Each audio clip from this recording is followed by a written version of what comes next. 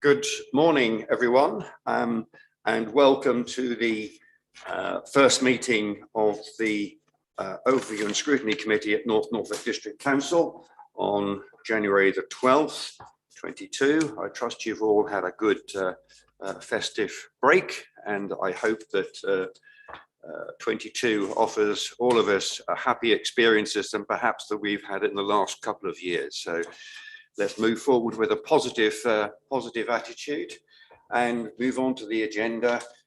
First item is to receive any apologies. Yep, we have apologies from Councillors Nigel Housden and Councillor Liz Withington. Thank you. And substitutes, please. Yep, we have Councillor Tim Adams for Councillor Liz Withington. Yeah, thank you for coming today. Any public questions and statements? None received. Thank you. Moving on then to item 4, the minutes of the last meeting. That's the meeting held on the 8th of December of 21. So let's go through them for accuracy, page by page, please. Page 1, 2, 3, 4, 5, 6, 7, 8, 9, 10. Are you all content that they are a true and accurate reflection of that meeting? Okay, I will therefore sign them as such. Thank you. Item 5, items of urgent business. None received. Thank you. Item 6, declarations of interest. That's those declarations in accordance with the sheet that's included in our agenda pack. Do we have any to declare today? No? Thank you. Item 7, petitions from members of the public. None received. Thank you. Item 8, consideration of any matter referred to the committee by a member. None received. Thank you. And item 9, responses of the council or the cabinet to the committee reports or recommendations. None received. Thank you. Then just moving to the batting order for today. I have rearranged the agenda to accord with various people's needs who need to attend meetings later on. So I propose to take them in the following order. So our substantive items of business, the next will be the North Horsham heritage zone update, and the 11 will be the draft net zero strategy. 12 will be the MTI progress review. 13 will be a review of the car parking charges. 14 will be the draft MTFS. 15 will be the cabinet work programme, and 16 the committee work programme. So that's the batting order that has been agreed. Does anybody have any concerns over those? No? You're happy to run with that. Right, okay then. So let's kick off with item 10, which is the North Horsham Heritage Zone progress update. And I think we've got Mr. Young, is that correct? Thank you, Chairman. Oh, there's some strange thing going on in my background. I think actually Jenny Jordan has prepared the report for this, so I'd be happy for her to take you through it. But what we have provided in this sort of routine update is a summary of where the various different strands of this programme of projects is at.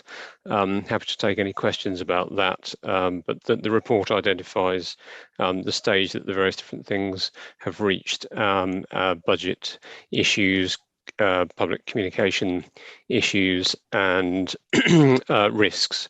So there's been quite a lot of activity, certainly in the period, the autumn period up to Christmas, with the development of the placemaking scheme which is the physical improvements proposed to the town centre. That consultation concluded in the autumn, and all of the response to that consultation and the intended actions as a result of that have now been put on the website and publicised locally. So Jenny, can I just hand over to you if there's anything specifically or generally that you want to update that may be further to what's in your report? Thanks. Thanks, Rob. I think obviously it was a very busy period, as Rob has explained, prior to Christmas. So we had all the work undertaken with the community consultation and engagement about the placemaking works in the town centre. And good progress has been made on that. All the comments were taken on board, lots of technical surveys and investigations have been carried out at the same time. And the designs have been amended, and those, as Rob said, have been publicised now. So we're progressing into the construction stage shortly. The other projects, the key projects that are referred to in the report include the restoration work at the Cedars. We're still progressing with procurement, and we're hoping very much to appoint contractors shortly to be able to commence that work and deliver the specification of works that have been produced. The building improvement grant scheme, there's been a lot of interest in that, and we now have, with our conservation architects, who are the lead administrators for that scheme, we have 19 projects currently being considered for funding for that programme. I think those are the key elements really in terms of delivery over the last quarter. Okay, thank you both for that. Any questions on what's been delivered this morning or what's in the papers? Councillor Penfold. Thank you, Chair, and thank you, Rob and Jenny, for the report and all the good work you're doing in North Horsham. It's fantastic for the town and the district, and a good exemplar wider than that, actually. So, Jenny, I've been working with you a little bit on the schools side of things and working with head teachers to try and develop North Horsham itself as an open classroom. So the town itself would be a resource across the curriculum for primary and secondary schools. And one of the things that's come up from that is the need maybe for a resource base or a learning room as such for schools to base themselves during a sort of a day-long visit to North Horsham when they would go out and explore the town. So I'm just wondering if there's any sort of possibility of sort of linking strands together here and in the development of the Cedars, whether there's a conversation to have with Historic England about the possibility of a space within that building that might be, you know, whether any of the budget could be used for that to develop a space there that could be used as a sort of a resource room or base for schools and other groups that might be wanting to use the town as a sort of learning resource. Thank you. Just in response to that, Councillor Penfold, yes, I mean, the proposals for the Cedars, assuming they will proceed as planned, do include a sort of fairly large room, which we're quite aware that there's a shortage of space within the town for people to meet and to carry out activities. That has been an issue that's been raised. So we hope very much that that could be accommodated within the Cedars. Okay. Any other questions? No?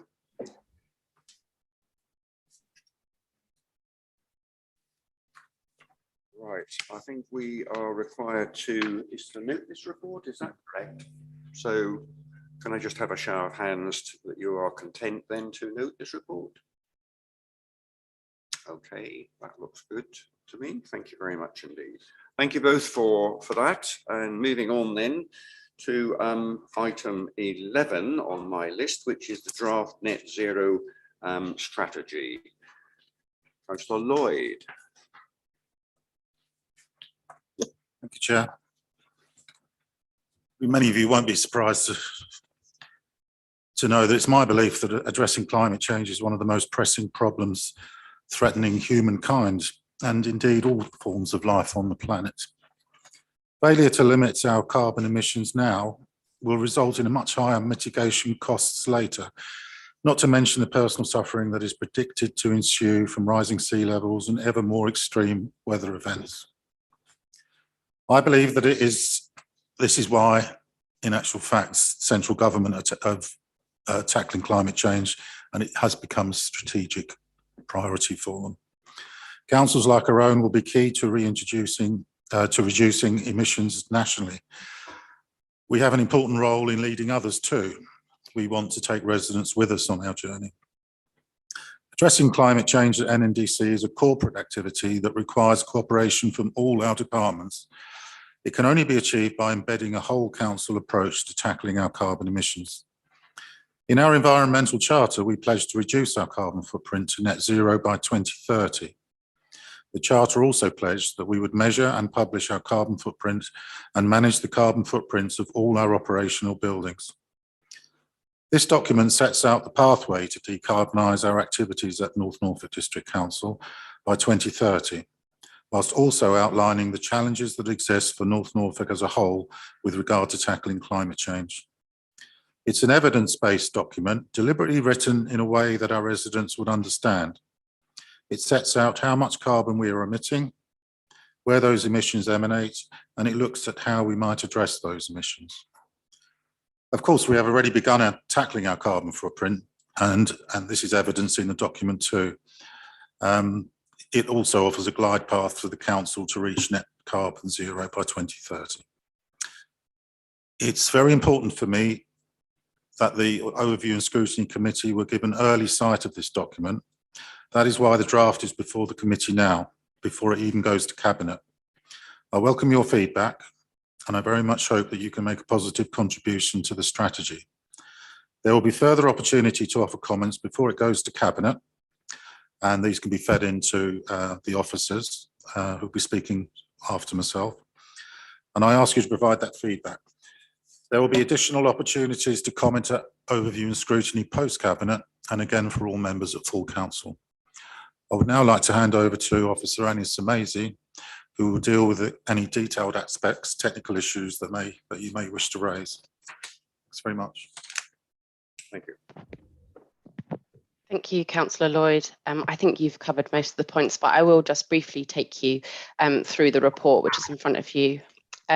So as you'll know, in April 2019, the Council declared a climate emergency and committed to the development of an environmental charter and an action plan, with the view that these documents would outline a pathway for achieving environmental excellence and a net zero carbon emission position by 2030. Again, as many of you will know, in May 2021, an environmental charter was adopted. The report today provides an overview of the next phase of work that has been undertaken, which is a net zero strategy and action plan, or as I will refer to it from here on in, the NZAP. The NZAP, in turn, deals with the first phase of pledges contained within the environmental charter. So those which focus on the council's estates and operations, and also that route to net zero carbon emissions by 2030. So these two documents, the environmental charter and the NZAP, they directly relate and they directly feed into one another. We've worked alongside local consultants, Net Zero East, in the preparation of the draft NZAP, which, as Councillor Lloyd has said, really covers three broad points, pardon me. And those are the council's emissions data for the years 2018 to 19, 2020 to 2021, and what it should say within the report is 2020 to 2021, not 2021 to 2022. I got a bit confused with my numbers there. The NZAP also covers the context of wider emissions throughout North Norfolk, so it looks at territorial emissions overall. And then it also sets out a framework of actions from 2020-22 to 2024, which are necessary for the council to deliver in order to reach that 2030 position. The report also goes on to highlight that the NZAP is a key strategic document. It sets the course for decisions throughout the council regarding policy, projects and other activities. the NZAP has been written to remain as agile as possible. The document will be regularly updated and it will be made available to the public. In light of future funding for decarbonisation projects, and obviously the variables that this presents, it makes sense to keep this strategy as a living document from the offset. And this is prudent really, because what it does is it allows the council to be flexible and opportunistic in its delivery of net zero.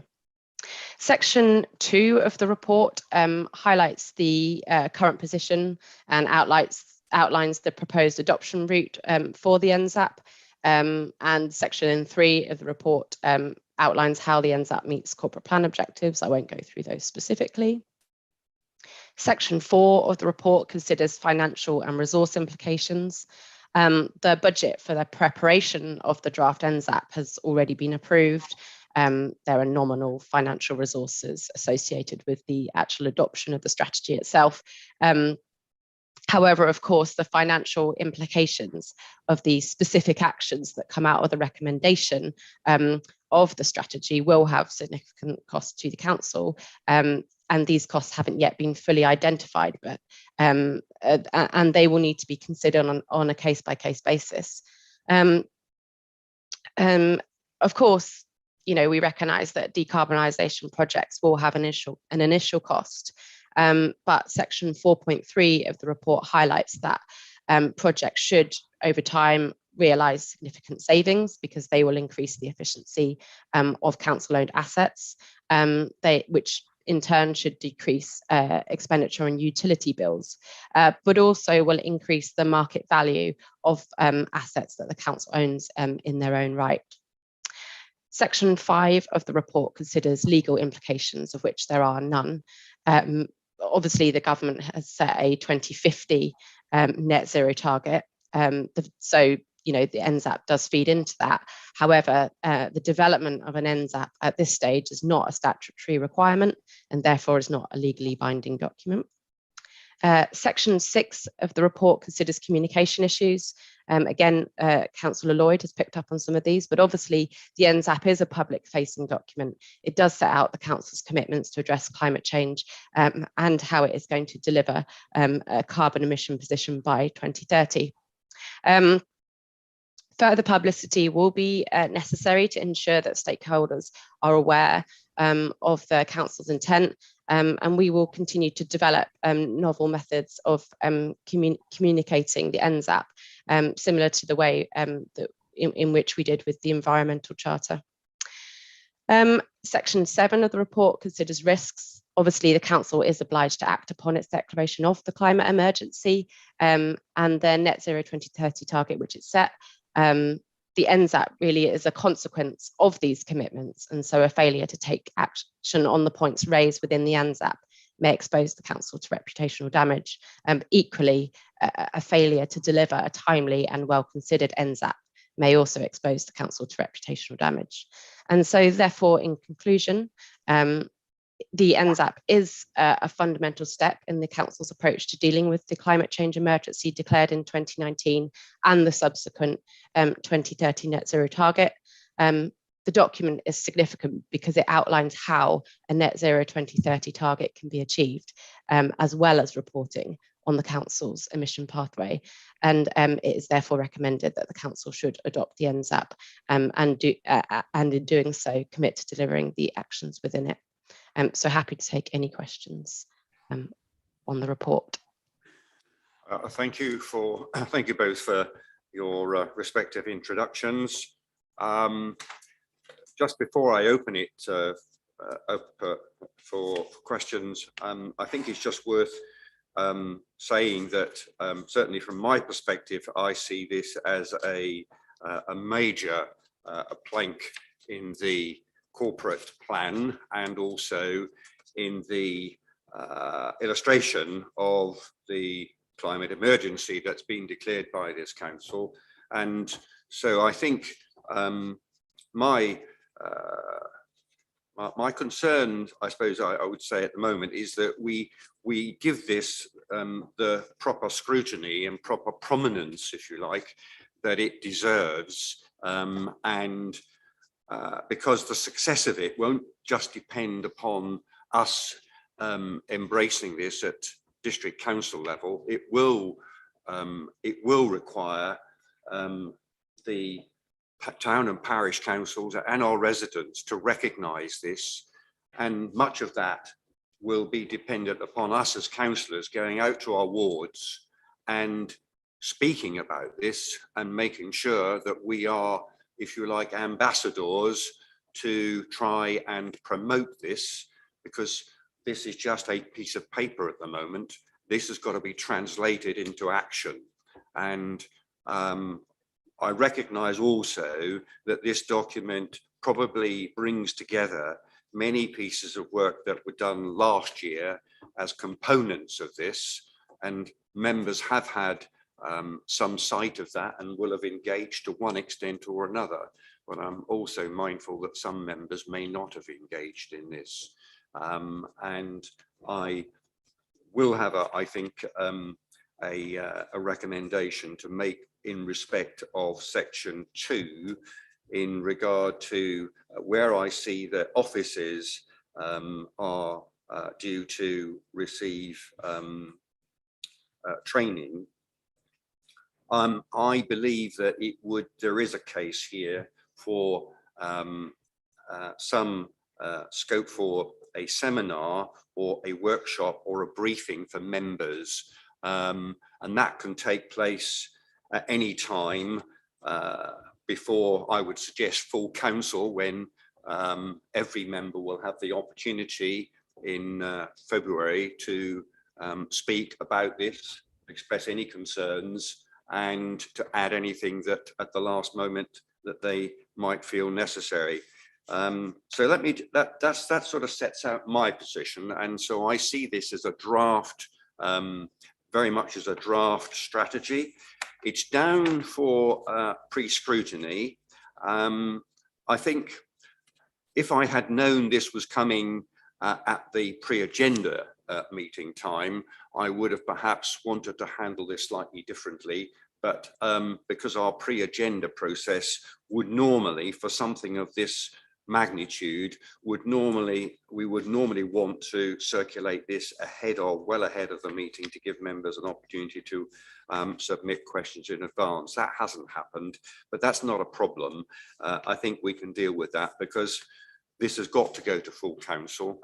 Sorry, it's got to go to cabinet first, then it goes to full council. So there are opportunities for members to feed in. And I think those sort of, if we can have a training session, a briefing session that will ensure that every member has the opportunity to fully understand what this is and how they can best play into this, that would serve this strategy and get it off to a good start. So in process terms, that's the observation that I have at this particular time. You may want to raise further points or may want to comment on that. So I'll open it up to questions now. I've got Councillor Penfold first. Thank you, Chair, and thank you, Annie and Nigel, for this visionary document. It's really very impressive, really important document. I think I agree with you, Nigel. And just to pick up on your point, which I also agree with, about member involvement, I think that is really important. And I just wonder, and forgive me if I may have missed it in the strategy and action plan, but is it worth considering how members can play a role in this, and actually to articulate that somehow within the strategy? And I mean, perhaps a little bit more than maybe just training and a briefing about it. But your point, Nigel, about how we advocate for this when we're out in our communities and what role we can play in actually helping to deliver it as well, and not just advocating and telling other people what we think they should be doing, but what we should be doing. So I'm not quite sure how that would manifest itself, but whether there is a space in here to be a bit more articulate about how elected members can play a role in this, I think would be helpful. Yes, thank you for that. Before I invite Councillor Lloyd or Officer Samazi to respond to that, perhaps there is an opportunity between now and maybe the next cabinet meeting for some thought to be given to how that might best be done. I mean, I've raised it this morning, and I'm not sure that that's, I doubt if I'm the only one with that in mind, but I do think that that's something that probably needs to be developed. But let's hear what Councillor Lloyd or Officer Samazi has to say about that. Thank you. I'm happy to go first, Danny, if that's okay. Take this thing off. I think it's a really good point, actually, and I'm sure we can consider that, including how members can get involved. And thank you for that, Saul. I would draw members' attention to YouTube. Look at the green build. We had a whole section in the build up to this document where we had some consultants talking about North Norfolk in general and North Norfolk District Council specifically, and how, you know, which are the best ways, strategies that we might adopt. That's still available. It can be accessed from the North Norfolk District Council website. So with regards to training, you know, we did hold some training. It wasn't particularly well attended at the time, which we were a little bit disappointed about, but let's do it again. This is a big topic, and I'll hand over to you, Annie, because you're probably the one who's going to do all the work. Thank you, Councillor Lloyd. Yes, just to echo those comments, really, that we would be more than happy to run some workshops and also to put the draft strategy as it currently exists on the intranet so that it's available to view. So yeah, I think that's a really good point. We're really happy to run those workshops ahead of full council, and also Councillor Penfold's comments. I think a consideration perhaps within the strategy of the role of elected members would also be helpful. So yes, thank you for those comments. Okay, thank you. Councillor Penfold. Yeah, thank you for that. I think the training is important, but it is more than that. And I think if this is a public document that will go out there, then it's important for our constituents to see how we as elected councillors and members are responding to this, and how in our actions we are taking this as seriously as we can. So that would be good to reflect it somehow in this.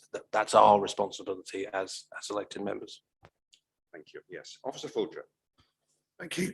Just to pick up on that point, I think section 7 is ideal, really, because that's where it details the role for residents, visitors, etc. I think we could be quite explicit there, how members can engage and influence and assist with that process. So I think it's fairly easy to achieve, and it will be very clear that's been done. Okay, thank you for that. Councillor Toy. Thank you, Mr. Chairman. Yeah, I get cautious against prescribing what members should do. The training should encourage them to think about the things they can do. Whereas if we say to people, you know, you can do this, this and this, there's a likelihood that that may be all they do. Whilst I agree with all the things that people are saying, I think making it too prescriptive may limit to what people do rather than understanding it and what effect it has out of all the things, the information that we have around. So I just wanted to add that sort of thought to it. I'm always wary of being too prescriptive because it limits where people will go with it, I think. So thank you. I think you make a reasonable point, and I would want to see something that is a tick list of this is what you must do. I think each of us represent individual wards, and each of those will have opportunities which will be unique to them. And it's important that people have a wide enough understanding of how this can be delivered in various ways and what opportunities there will be to do that. But in order to start on that journey, you need to know what's in the document, and you need to have a fairly detailed knowledge of that. And I'm not convinced that, and from what Councillor Lloyd has said with regard to seminar attendances, that is necessarily the case. And I think sometimes we do have to encourage our peers to recognise that, hey, you may be busy people, But we want you to engage in this, and we want you to go out when you go to your parish council or town council meetings. There will be opportunity to speak about this. There will be opportunities for you to say, actually, there's something going on at the district council that you could engage with this, or will help you deliver that, or what have you. So it's about making those connections and giving people a wide enough scope to recognise this is an opportunity. Let's put it forward. Yeah. I saw another hat. Sorry, yes, Councillor Heinrich. Thank you, Chairman. A couple of questions. The main one being relating to the standards and targets we're going to monitor progress against. Now, I may have missed something in there. It's a very heavy document, but I'd want to be sure that we have set a series of standards against not just UK, but international standards, and we monitor our progress against that. And I'd like to see some reference to the standards and to the process within there, if that's possible. Okay, thank you. Who would like to take that? Councillor Lloyd. Oh.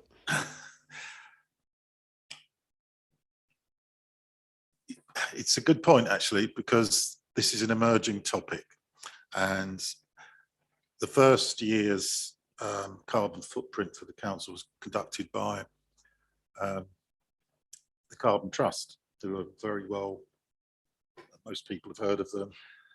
Actually, when we looked at them, we weren't that impressed. I'm going to hand this over to Annie again, actually, because she's got a better technical handle on it.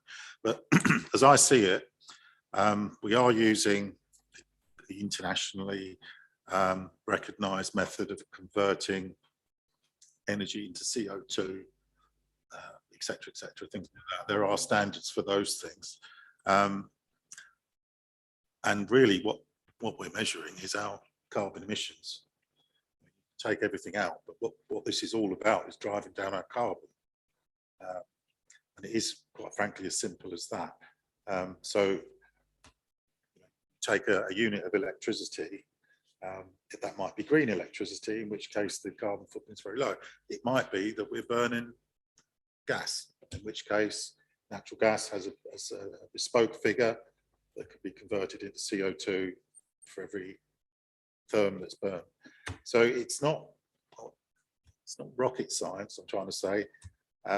It's actually recognised calculation methods. But I'm going to hand over because I think I'm talking around in circles here. So Annie.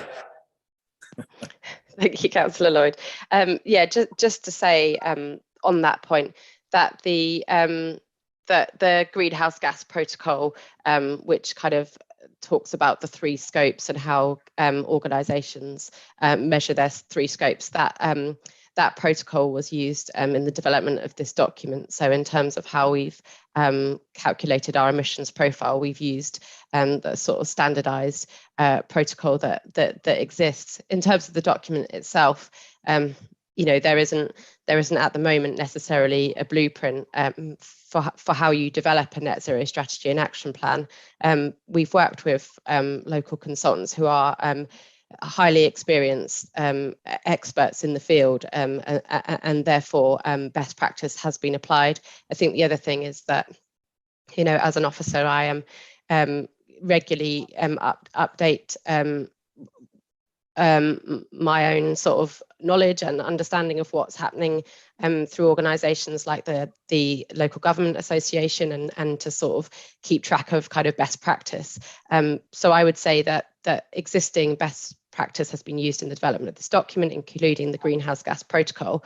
But at the moment, there isn't a sort of standardised blueprint for these documents. But we believe that what is in front of you today is an example of best practice. Answer your point. Not quite, Jen. The point was not just the standards. I think that's now been clarified, but it's how we are going to monitor our progress.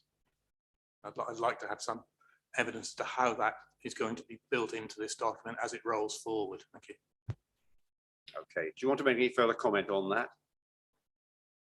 It's go on, Councillor. we're just it's about carbon. So we'll be reporting on our carbon emissions annually. I think that's as simple as it needs to be, really. But Annie, if you want to. Yeah, just to say that section 3 of the NZAP picks up on sort of the governance process.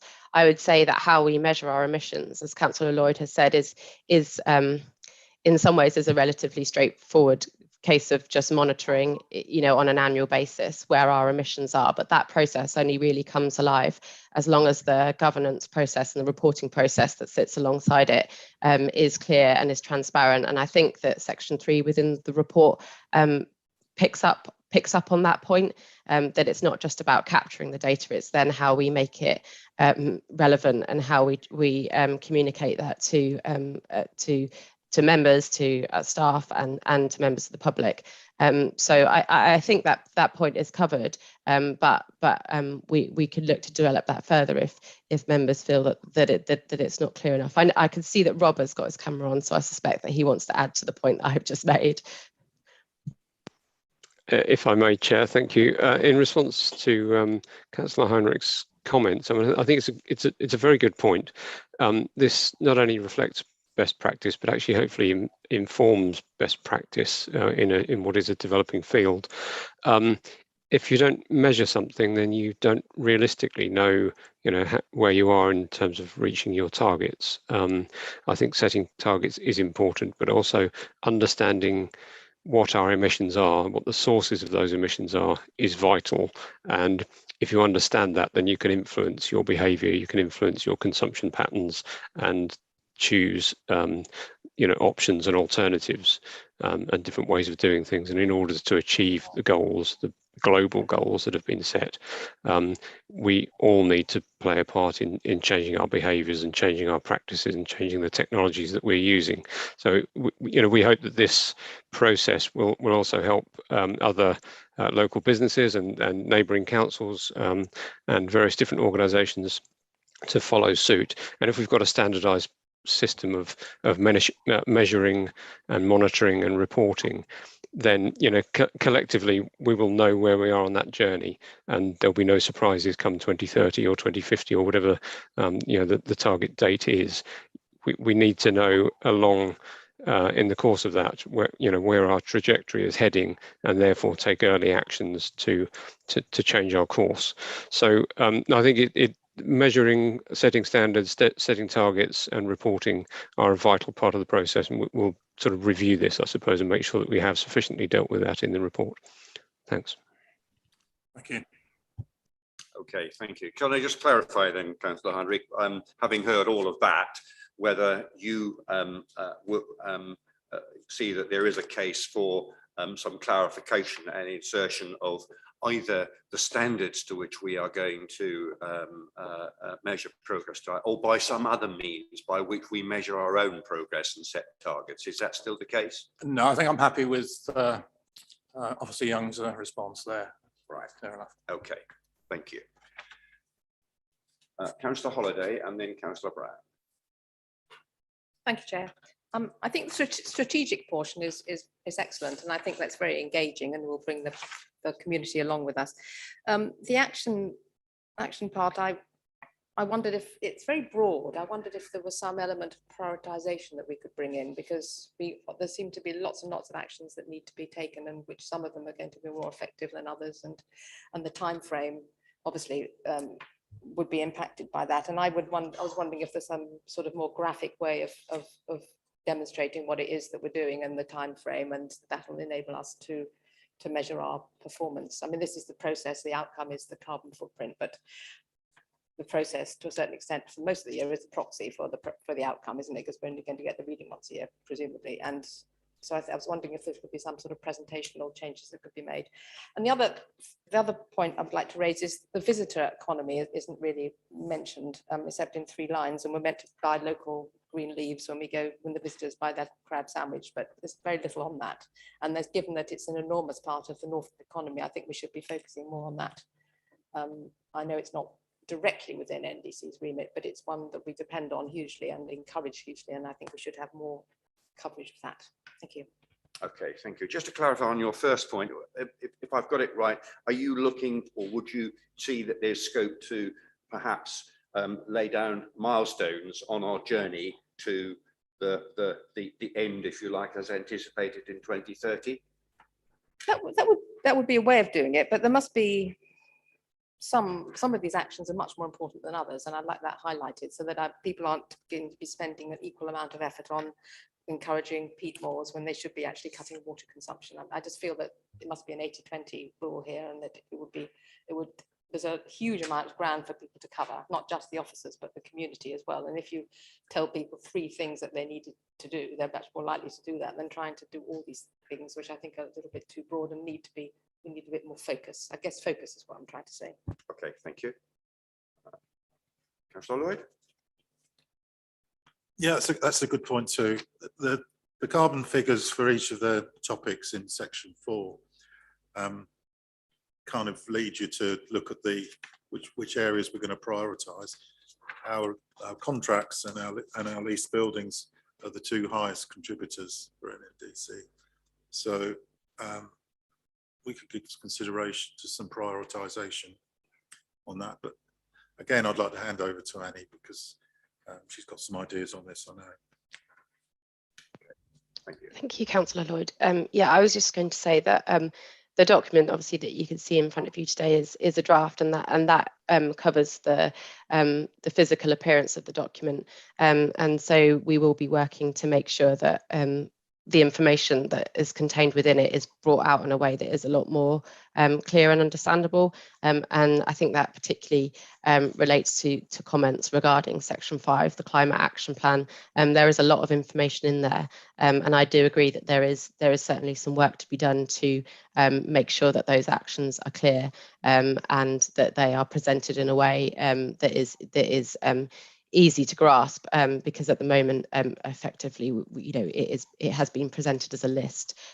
So there is some work that's going on.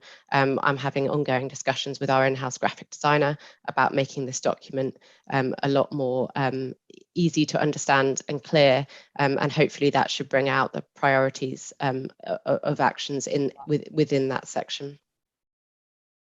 Okay, thank you. Does that answer your question? Thank you. Councillor Brown. Yes, thank you, Mr. Chairman. Just to pick up on Councillor Heinrich's point and to just assist members here this morning, I noticed in section 3.3 of the action plan on page 94 that we are intending to develop a scorecard so that performance can be seen at a glance, and this will be prominently displayed on the council website. We have a proposal to share changes with our council taxpayers and other stakeholders, and the first paragraph of section 3.3 deals with the reporting timetable, as it were. So this is obviously consistent with our performance management measures that we've introduced through the corporate planning of other areas of the council's performance, and I would hope that this section of the action plan goes somewhere to assuring Councillor Heinrich that performance and progress will be reported on. Okay, thank you. Thank you, Mr. Chairman. Councillor Cushing. Thank you, Mr. Chairman. Yeah, I'd like to follow up really on the points that Councillor Heinrich and Councillor Holliday made in terms of looking at how we're going to achieve this. In terms of, from my point of view, the project manager, I guess, is if you look at year 1, can you have a plan looking, these are the things that we are going to do, which is going to lead to this outcome. And it comes back to Councillor Heinrich's point, actually, then you could actually monitor that, at least say, well, how have they done against those particular things? And also Councillor Holiday's point in terms of, well, actually is the low-hanging fruit there that we can go after, which will actually take up a good portion of it, and look at it like that. Because when I look through the plan, I mean, obviously there is a lot of information in here, but I think we really need to draw it out to say something that is easier and intelligible, not only for members, but I'd also suggest for residents as well. So I think something like that would happen. The other thing, just a separate point I'd like to make is obviously all of this does come with a cost, and Officer Sanazzi mentioned that, but I just wondered when we actually might get some indication of what the costs of doing this work are. And again, that could work into the yearly plan. Say actually year one, we're going to spend X amounts of pounds and it's going to actually contribute to this reduction in the carbon footprint. So that'd be a useful idea. Thank you. Councillor Lloyd. Oops. Can you hear me? I think I pressed the wrong button there. Yeah, that's the good points raised. We deliberately didn't mention the costs in this document because this is a 9-year project. So if you like, so bringing them in now doesn't really, it won't be realistic 2 or 3 years down the road. But this does involve achieving these targets will involve capital expenditure. There's no doubt. The positive thing, having said that, is that nearly all of these schemes result in cost savings for the council. If you're using less energy, it's not rocket science that our costs will reduce accordingly. Things like solar energy actually can benefit hugely in our leisure centres and things like that. I was looking at Breckland Council's declaration on their website yesterday, and they've quantified their activities in terms of money. So they've said, we will spend 30 grand on EVCPs, we will spend so, but they haven't, which is fine, but so they've allocated sort of 500,000 or something like that. What they haven't done is come back and say, well, if we spend 500,000, where will that get us with our carbon emissions? So they've kind of monetarized carbon emissions in this way. I think what we're going to do is going forward, with Eric's blessing, of course, is have a series of yearly projects. Low-hanging fruit are the obvious ones to choose, where the least cost for the most benefit. And that's a bit of work that needs to be done yet. But I'd like this document to be seen as this is where this council's carbon emissions are. We now have an understanding of the challenges ahead of us with regards to tackling our climate footprint, and this is very much a starting point. It's not the whole project. That's going to come incrementally as we go through along this journey, but this sets the scene for the work ahead. Is very much the way I see this. Okay, thank you for that. I suspect there's a balance to be struck here, because just thinking about where we are in other respects, if you just take the medium-term financial strategy, for example, which is a document that normally looks forward over a 5-year period, that takes you halfway, just over the period towards delivery of most of the outcomes by 30.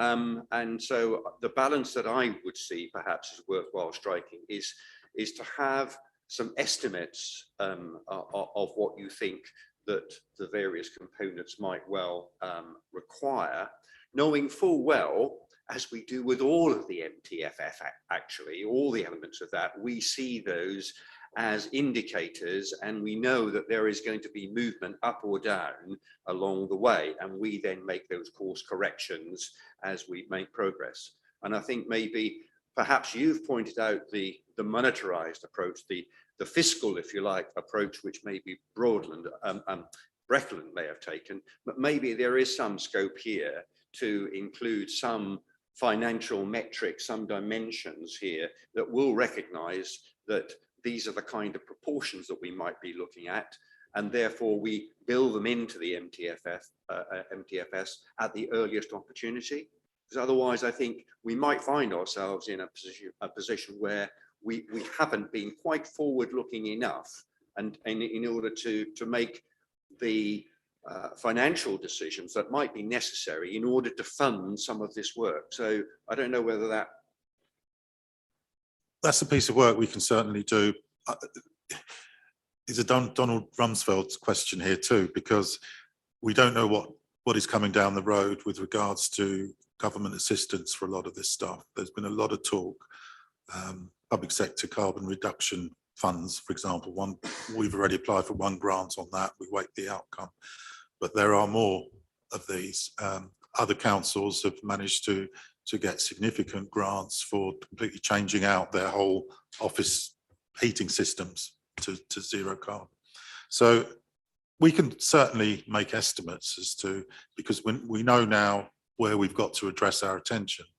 That's a longer piece of work, but it's certainly something we can do. Annie, are you on board with that?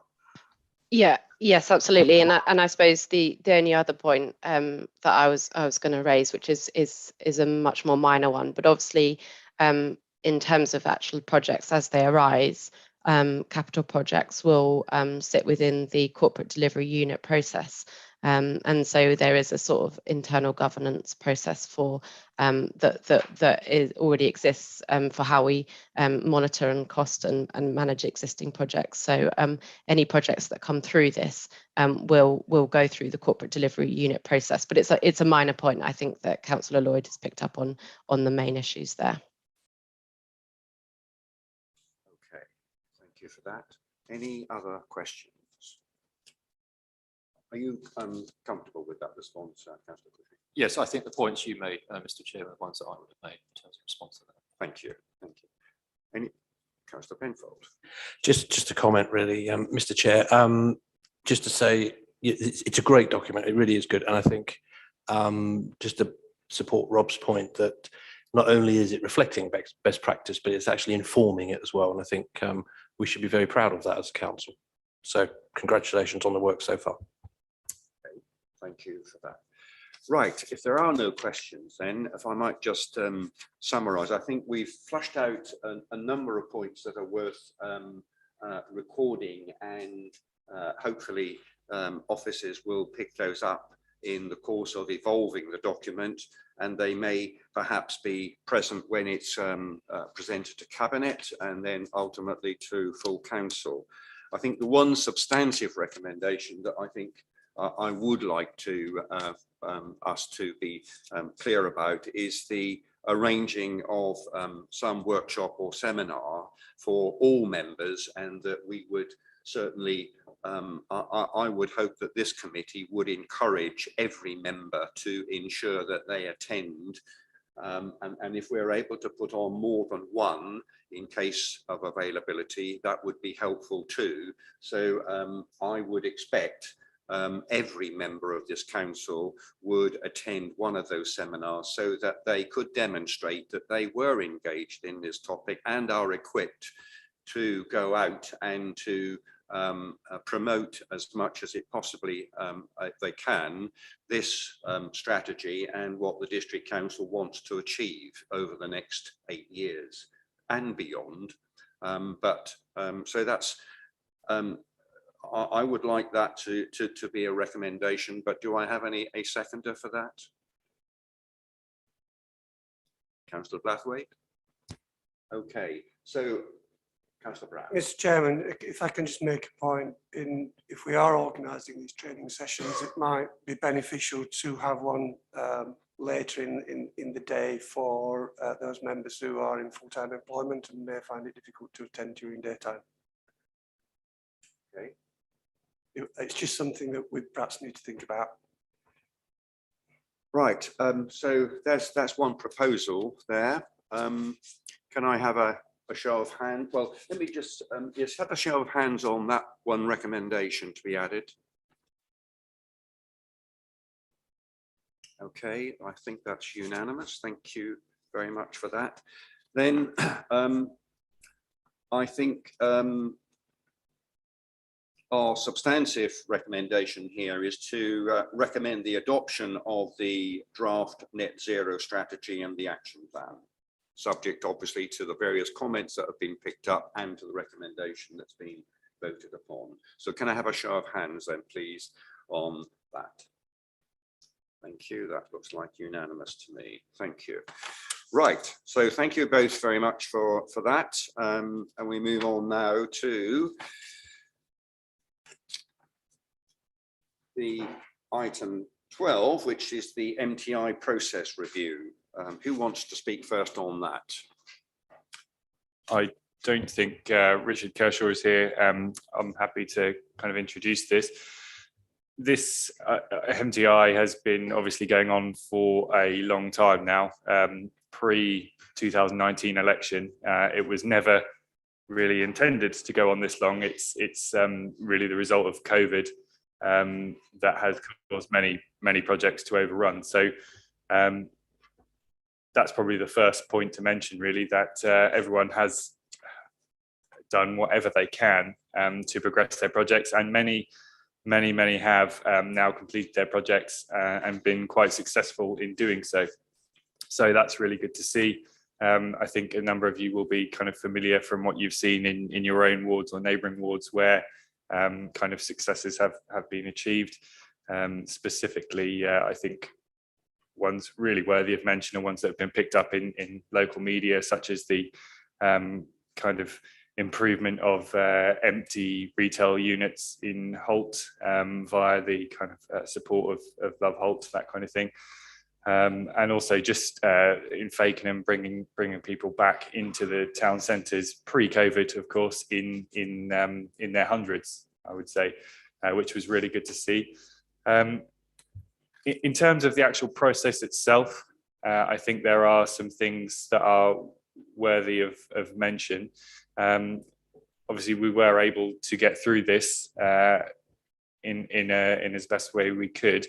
However, it was clear that the project itself was fairly limited on resources, unlike a normal grant fund project, which might have a whole kind of team dedicated to it. There was myself, the working group, with the support of Rob. So it was limited, and that has limited the kind of amount that we've been able to continue to monitor projects and kind of measure success. So that's been a clear kind of implication there of resources. It's also the consideration needs to be given to, this was very much kind of a bottom-up process. So we tried to be quite hands-off in the way that projects were run, allowing applicants themselves to manage their own projects.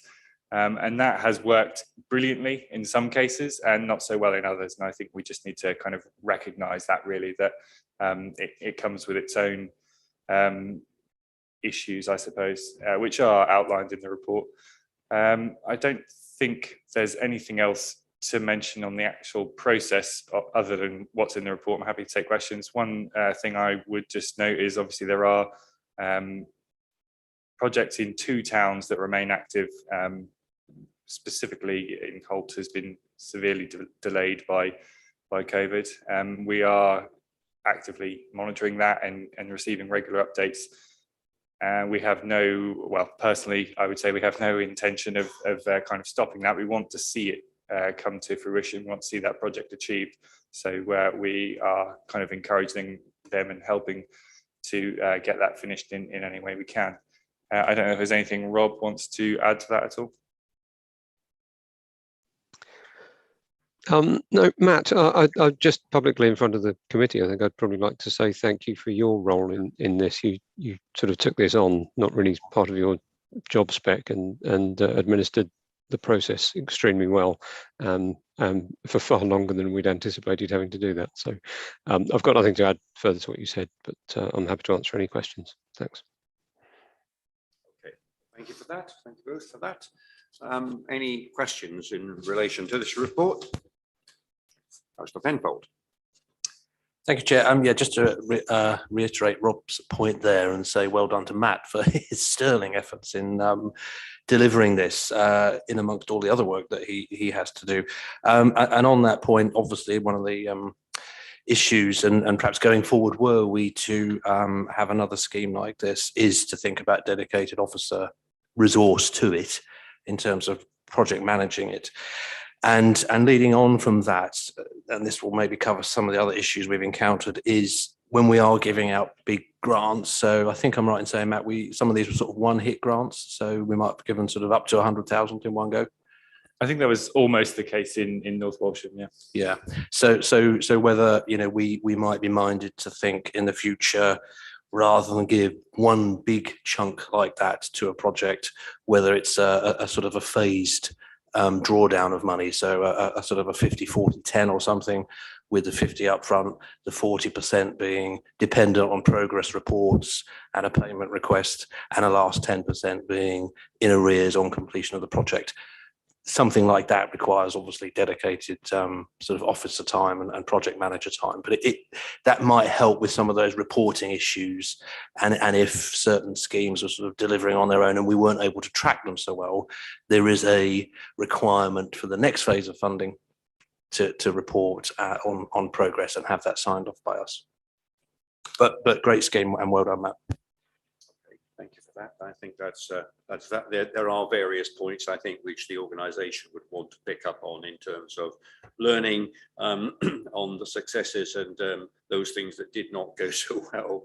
And I think nobody at the start of MTI could have anticipated that there would be the kind of disruption that there has been with regard to COVID-19 and so forth. So any other questions? Councillor Brown.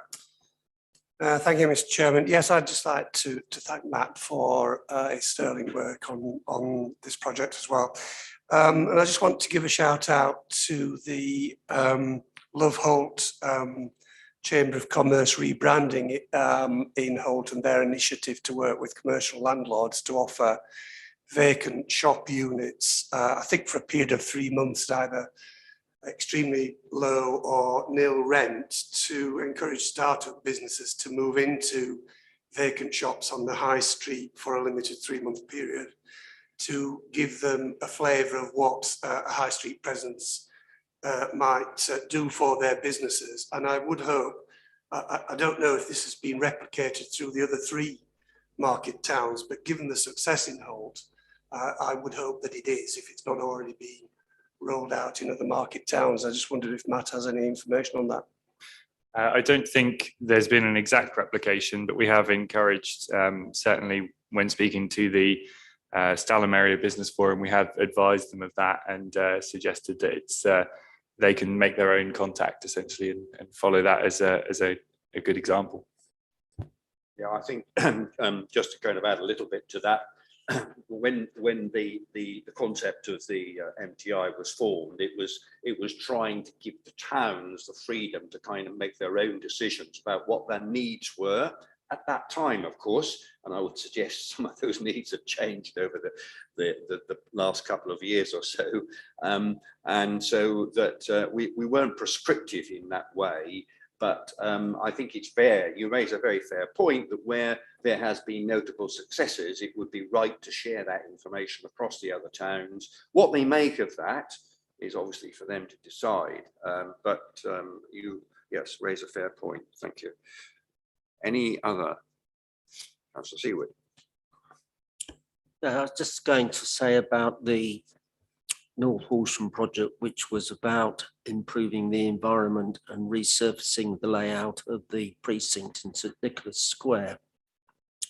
It was one of the first projects that was done and completed. One of the things you've always got with this, it does take time to see the benefits. Because if you're improving the environment, what you're looking for is to attract more customers, more people to that area of the town and more businesses. Now we are actually beginning to see that around that part of North Horsham. It's not only helped the major cafe which is there, particularly during the warmer weather, more space for people to sit outside, but it is beginning now to attract other businesses and more activity in that part of the town. But these things do take time, but you can actually gradually see the benefits emerging, and there will be more. Well, it's good to hear actually that the cafe culture or the destination of choice will be definitely North Horsham then. So that's good. Thank you.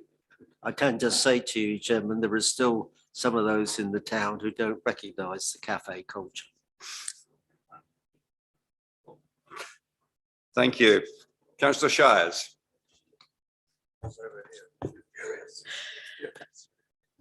Good morning, members, and thank you, Mr. Chairman. I just wanted to thank Matt for all the work that he did do. I chaired the steering group from 2019, and he has been fantastic in communicating progress.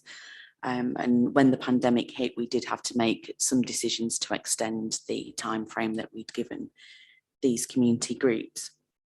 Some of these projects are absolutely wonderful to see, and I can't tell you how delighted I was to see the archway in Stalham come to life, and I've driven past it a few times with a lot of delight. It really is a pleasure to see, and it is quite beautiful. Matt, would it be useful if I undertook some conversation with some of the people who've carried out some of these projects to get some feedback? I think that would be really good. Yeah, I think something that kind of came to mind when you mentioned about the Stalham Archway, I think it's really unfortunate, really, that when a lot of these projects were kind of completed in the midst of COVID, that we weren't able to promote them and kind of show what had been achieved. So I don't know if it's worth, I don't know if the horse has bolted on it now, but perhaps discussing with the comms team to perhaps do a summary of what has been achieved, so we can actually show people where the money's gone and how it's been spent. No, I think it's a very fair point. I don't personally feel that the horse has bolted. I think that the evidence is there. I think some of the work is still ongoing and will be for quite some time. So I do believe that there is substantial material there that ought to be capable of recognising what the MTI has achieved in those 4 towns. I'm mindful, of course, that those members who are close to those towns will know most about those, and there will be other members who will have seen nothing and will wonder what MTI is all about. So I think that actually it's not just to the public, but I think perhaps some of our own members may not well be that well informed. So I think we should do something along those lines. And I think just to add, if we finished our questions, I think Matt, you have served you've been in a very busy role, and I think at times there were a few curved balls that were fielded in your direction, and I thought that you handled them in your stride, and I think that you certainly deserve recognition and credit for that. In effect, you were doing a job which was in addition to your democratic services role. And as Officer Young has already pointed out, that I think took you to almost a member of the economic development team at that time as well. So thank you very much indeed for that. I think we are required to note the overall success of the MTI grant fund, review and the process, and continue to monitor ongoing projects. So it hasn't come to a complete end, but I think it's right at this point in time to conduct this review. So can I just have a show of hands on the noting of that, please? Thank you very much indeed. Right. Okay, moving on then to what I've got as item 13, which is the review of car parking charges. And for that, Councillor Seward or Mr. Ellis, is it? Morning, Chair. Thank you. Yes, I'm happy to take the introduction to this because this is an officer report at this stage. I think it might be useful if I can give you a brief introduction to the report, and then I'll take you through some of the key sections, and then we could open it up for debate if that's okay. So this car parking report is coming forward to you, as I mentioned, as an officer paper at the moment. It hasn't been discussed with Cabinet, so there is an opportunity for the scrutiny panel to give this pre-scrutiny before it goes through to Cabinet at the end of this month. So any recommendations you make can be fully considered by them when they discuss the paper at that point. I think it's fair to say that car parking does represent a significant income source to the council, and it makes us a large contribution to our longer term financial sustainability in terms of helping to manage and balance our budget. We've got an item next on the medium-term financial plan and next year's budget, and the really good news, as you'll have seen within those papers, without stealing Lucy's thunder, hopefully, is that next year is a balanced position. But the challenge we have is still in those future years. So if you look forward on the general fund summary to 25-26, we're still forecasting a deficit of around about £2.5 million. So there is that ongoing pressure to try and make efficiencies, to try and generate income where we can from fees and charges to help support that medium-term financial position. And this paper gives you some options for consideration about how we may be able to generate some more income from car parking. So there are a significant amount of costs associated with our tourist economy. So we have things like the public conveniences that we operate. We have all of our foreshore activities, including the lifeguarding services. We have parks and open spaces and woodlands. We have the cleansing. We have the maintenance of the prom. And all of those things help to make our district an amazing place to live and work and visit, but it does come at a substantial cost. So we've got Chroma Pier as well, which always needs ongoing maintenance, and all of those discretionary services that we provide cost in excess of £2 million. So the annual budget for public conveniences, for example, is £700,000. And you'll have seen through various reports that have come through over the last couple of years that we've now invested £1.2 million in our public convenience provision. And we still have aspirations to develop that further. I wrote a report a couple of months ago that you'll have seen in terms of an additional £500,000 of funding for a couple of new facilities in North Horsham and also in Sheringham, and we still have aspirations to deliver a facility in Holt and Stalham as well. So that's really part of the context around our car parking charges. They haven't been increased since July 2016. So if there were to be any increases this summer, we wouldn't have changed them for about 6 years. That review would have happened earlier, but obviously we've had the pandemic in that time. So really this paper is to provide you with a number of areas for consideration. In terms of the options, there is always a do nothing position. We could maintain our current charging regime as it is. Again, with that view to the future financial sustainability, I think officers feel there is an opportunity in this area to generate additional income. So there are a number of options within the report, but as I've mentioned within here, there are all sorts of permutations. There are all sorts of different things you could do, and it's not possible within one report to try and cover all of those. But it gives you an idea of some of the areas that we have been looking at. And also it does follow on from what we have done in previous years in terms of some of those changes and some of those increases.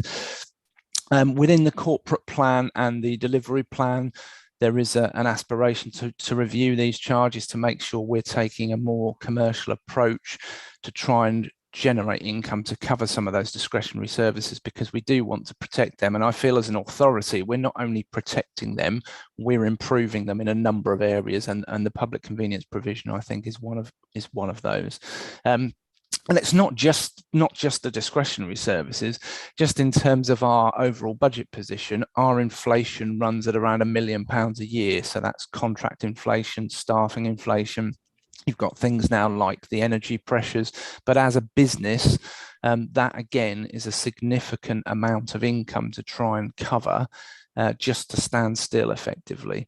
So just again, to give you a bit of perspective in terms of that 6-year static position, had we increased the coastal car parks, for example, by 10p over that last 6-year period, the charge for an hour would now be £1.84 unrounded. And what we've tried to do previously is to any increases we would normally put to the nearest 10p, because that's more simple for people in terms of payment. So the recommendation within the report really is over to Overview and Scrutiny to consider the options that are mentioned, and to put any proposals forward to Cabinet for their consideration later in the month. So there's a context position for you at the start of the report, and like I've said, this is an officer report at this stage. It's not got any recommendations in there. It's for ONS to consider the position, and it hasn't been discussed with Cabinet yet. There is some background information around the car parking position. So we do the net income is about 1.6, 1.7 million annually. So like I say, it is a significant income stream for the car parks, for the authority. And we operate our charging regime at the moment between 8 in the morning and 6 o'clock at night across the range of car parks that we operate. There are 3 tariff regimes that we operate, and that's coastal, resort and standard.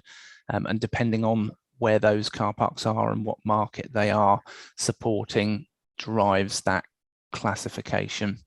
You'll see from the table and the information at 3.7 that the 2020-21 financial year was significantly impacted because obviously we had long periods of lockdown, and you'll see that the variance on the budget there was 0.7 million down on our forecasts because of that impact.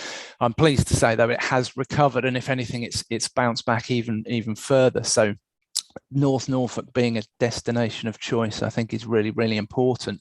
And some of those things I talked about earlier in terms of making the place a beautiful place to be, place to live, place to visit. And we are expanding on that and improving on that all of the time. We've got our blue flag beaches, which are a big draw for tourism. And I think that's really important. And actually the recovery this year, we're forecasting around £80,000 of additional income from car parking for the current financial year, which again is very positive.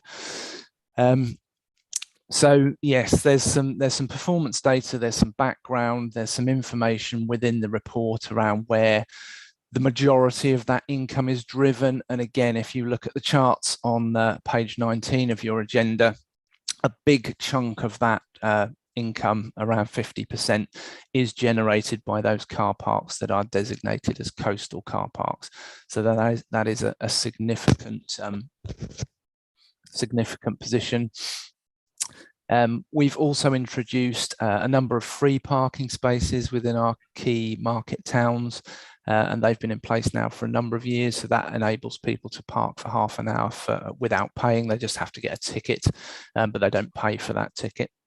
So there's some information on that and how that is split over the various towns, and also actually how that's changed since it was introduced in 2016 and 17. We also have some information within the report on, there is also a 30-minute ticket that you can pay for. And the idea of that previously was it enabled people to pop in to get a pint of milk, to get a newspaper, where they didn't need a longer ticket. But interestingly, again, the charts and the information on page 21 do show that those tickets and the use of those tickets are in a general decline. They are reducing, and they have reduced over a number of years.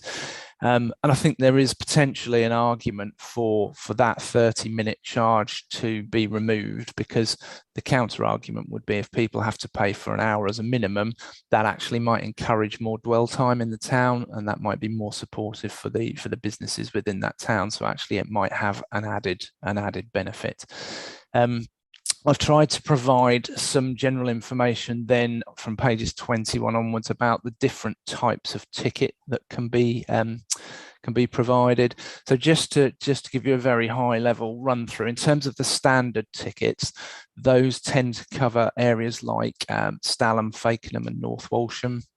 And then the resort and the coastal car parks are very much focused along the coast, but there are variations within towns. So if you take Sheringham and Cromer, for example, they have a mixture of coastal and resort car parks within those towns, again reflecting the slightly different usages of those. So something like Runton Road is allocated as a coastal car park, whereas the Meadow in town is a resort car park, because it's not so, it doesn't support tourists visiting the sea on the seafront in the same way as Runton Road. So there is differentiation within towns. We've also introduced a number of years ago cashless parking through My Permit. And as you can imagine, that's becoming more popular now, because you can get an app on your phone and you can process all of that without actually touching the machines. And it also allows you to top up your parking. So if, for example, you're spending a day in town and you're running out of time on your ticket, traditionally you'd have to go back to the car park to either move your car or get another ticket. with the app, you are able to increase your stay remotely. So I think that's, in terms of the customer provision, I think that's very beneficial. We've had a rollout of new machines as well, so they are the most current machines that are available on the market, and they also have cashless payment as well, which again is another benefit for customers. There is some information within the reports on coach parking as well. And our current charges for coach parking are fairly low. So it's £5 for 4 hours, £10 for 24 hours. And again, previously, the decision has been to keep those fairly low because they bring in lots of people on coaches. So we want to make it attractive. Having said that, there isn't a huge amount of coach parking in some areas. And I think officers feel in certain car parks in certain towns, we may be better to remove coach parking and move it elsewhere onto different car parks to free up space. So there are things as well we can do in terms of the efficiency and the way those car parks are used in the future to try and make sure it reflects the provision that's required and also potentially can increase income. So there's some analysis by settlement in terms of where the majority of the income comes from, and it really is focused around the coast and also Holt. So Sheringham, Wells and Cromer represent significant portions of the income, and Holt as well. But interestingly, there are significant seasonal variations, which you would expect. So when you've got such a strong tourism economy, the majority of our income is driven during those peak seasonal months. So there is a big influx of visitors. So between March and October, for example, we get about 84% of our income. So it is significant. We do also offer season tickets. So there are a couple of different types of season ticket. There's short and long stay, and then you can pay for a 3-month, 6-month or 12-month ticket. And they represent excellent value for money. So the season tickets, for example, back in 2009 were £200. In 2016-17, we increased that by just £4. So for the long stay season ticket, the 12-month ticket is £204 currently. And that reflects a cost of about 56p a day to park. So if you are a resident, that's a really good, effective way of parking within our car parks. There are a few restrictions with the long stay season tickets as to where you can use them, but for the majority of our car parks, they are available. So I've mentioned that there's 3-hour season tickets as well, and there's some information on pages 25 and 26 around the sales and where that income is generated. So the majority of the income is generated from short stay, but it's not a significant income stream when you consider overall that the income is around 2.7 million. This represents about £250,000 of income, so there is scope there for people to take advantage of those tickets and for that to grow. But it's grown slightly year on year, but not significantly. So there's also some comparisons of other locations on pages 27 and pages 28 in terms of some of our other local competitors and other districts, just to give you an idea of what some of those other costs are. And you'll see within there that some of the other season ticket charges are significantly higher than ours. So potentially there is scope there.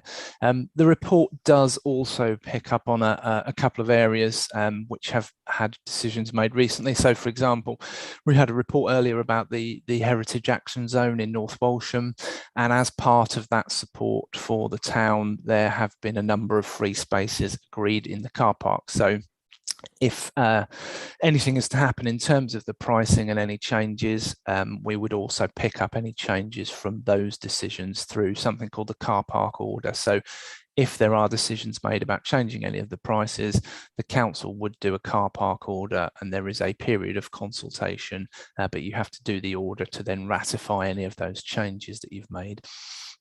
So section 5 is the high level options appraisal, and there are a couple of different options in terms of options 1A and 1B. option 1A really is how we have traditionally increased our charges in the past. So for example, at the moment, the coastal car parks are £1.50 an hour. So we could put that up by 10p, you could put it up by 20p. So that looks at a standard approach to how you might consider those. Option B is slightly different and is not something that we have had within the district before, but lots of other areas do use a seasonal differentiation. So there is an option within here for consideration, which looks at having certain charges between March and October, but then lower fees in November through to February. There are then also some options around what we might consider and do with season tickets. And you will notice within the options that have been presented and with the options within the summary of the report that I haven't recommended or talked about reducing any charges, but that's because I've got an eye on that future position in terms of any deficit. So I think that's really important to focus on as well.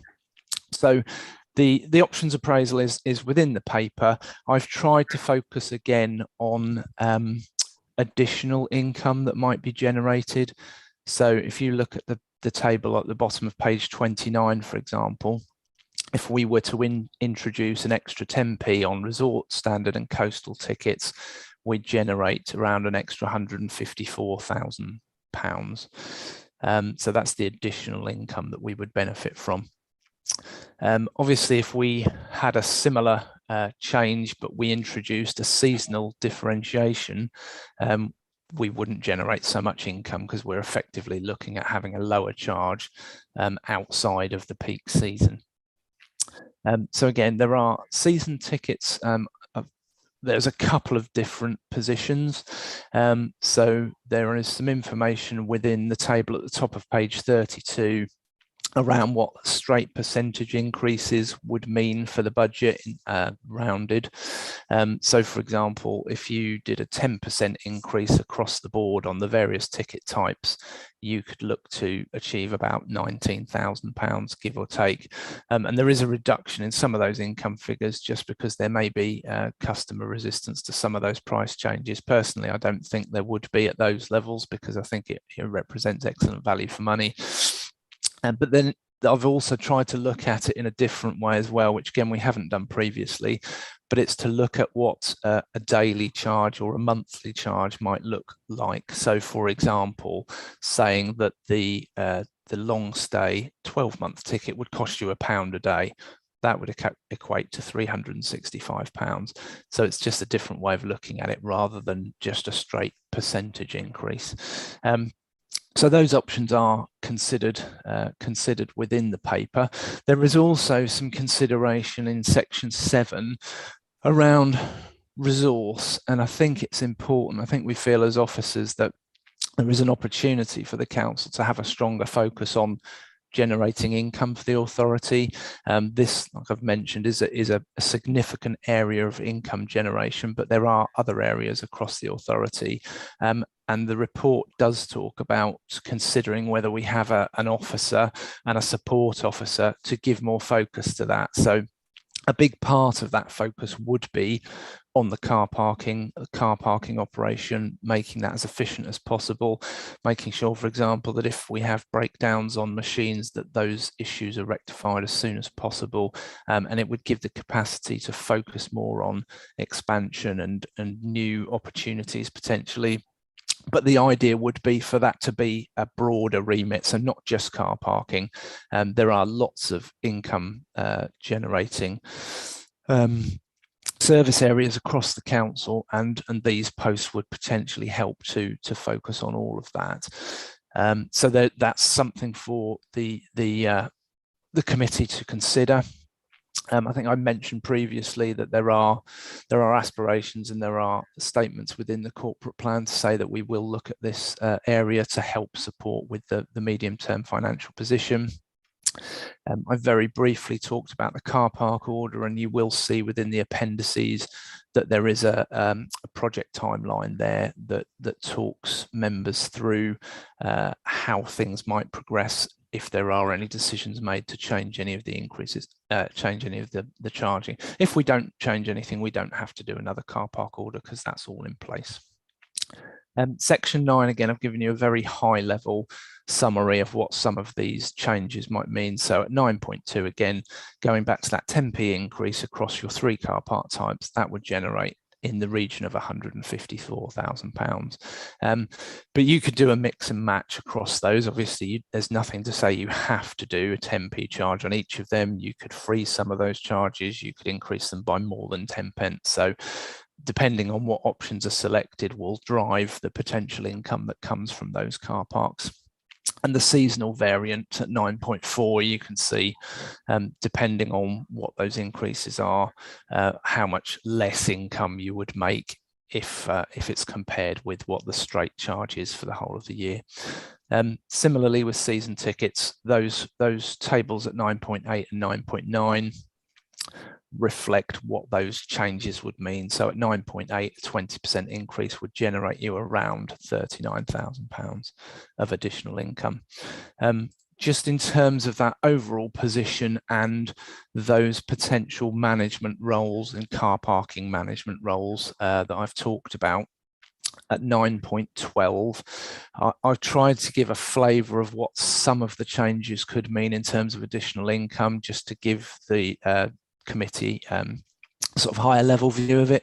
So if, for example, we increase standard car parks by 10p, resort and coastal by 30 each, and then we base the season ticket on £1 a day, and then also introduce those new roles, the net increase in income, which would be forecast from all of that, is still £412,000. So that's a significant contribution.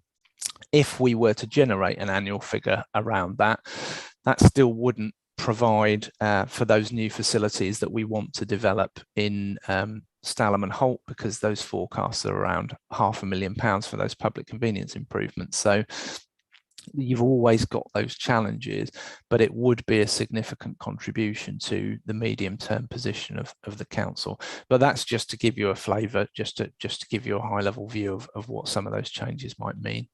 There is a risk assessment as part of the paper, but again, that would be more detailed and more focused depending on what recommendations are actually made, because like I said, at the moment there aren't any recommendations within the report apart from for the committee to consider. So I think I'll finish there. I'm conscious that I've been talking to you for a while, but hopefully that gives you a good position in terms of where we are, why the report has come forward, what the challenges are in the future. So I'll leave it there if I can for the moment, Chair. Thank you. Thank you, Officer Ellis, for a very full and comprehensive introduction. And I'll open the, unless you wish to speak, Councillor Seawood. Not at this stage. Duncan Ellis has set the context and the position, and as I can only emphasise at this stage, this paper and proposals have not been considered. They haven't even been seen by some members of the cabinet, and all I asked for was a range of options and context given to this committee, so you had the relevant information and you could express your views. Okay, thank you for that. Questions then? Councillor Heinrich. Thank you, Chair. Very comprehensive paper. I'm not totally sure it started from all the right points, other than that it enlightens us that we do need to raise prices, regrettably. We haven't been a rise for 5 years, and inflation is taking its toll. However, that rise should not exceed overall, and I'll come to some detail in a moment, shouldn't exceed the CPI inflation rates, which on my back of the envelope calculations give slightly lower figures than Duncan's given us. So not hugely out, probably about 8 to 10% lower. We've got to remember that our residents are going to face a significant cost of living increases this year, if only because of the fuel price rises. So we have to take that into account. We cannot penalise residents unnecessarily. Which brings the point that tourists really must contribute fully and fairly to the costs involved in servicing them. Some of our car parks are necessary because they are used overwhelmingly by tourists who need to pay the fair costs. We are low on our charges compared with some other coastal resorts in Norfolk, certainly compared with Yarmouth. Perhaps we have better attractions than Yarmouth anyway. Certainly cheaper than other coastal resorts I've been to in the last few years. So we need to take that into account, and certainly seasonal charging is common in other areas, certainly in the South Devon area and East Devon areas. And I think we can look at that in some detail, that we might need to look at a standard charge in coastal and resort area car parks in winter, and a potentially, I don't know, I'm going to come back to some figure like 25 to 30% higher charge in the summer, particularly for all day parking. A lot of tourists will come and they'll pay, they want 4 to 6 hours at least, and we need to take account of that. As far as market towns go, and we need to ensure that we keep footfall going in our market towns. They are struggling. Certainly, North Horsham, Stalham have significant issues, and I'd like us to see the charges there, certainly for 2 hours for shoppers, kept as low as possible. Potentially no increase at all for the 2-hour parking in market towns. As far as season tickets are concerned, I mean, clearly nobody uses that. The majority of people would not use a 3-hour season ticket every day. 2-3 times a week, perhaps, but not necessarily in the same car park. And I don't really want to see much of an inflation increase on those, providing they are available only to full-time residents. Don't see why we should be effectively subsidising holiday home owners and others with those. And that's even more so the case with the short 3 months, 24-hour tickets. So again, a CPI inflation rate, I think, is justifiable. Perhaps the 24-hour tickets we need to look at in more detail. If the majority of the short-term 24-hour tickets are used by visitors, then they need to pay a sensible price for those, and we can't subsidise that by taking additional charges from our residents. So I'd like that to be looked at.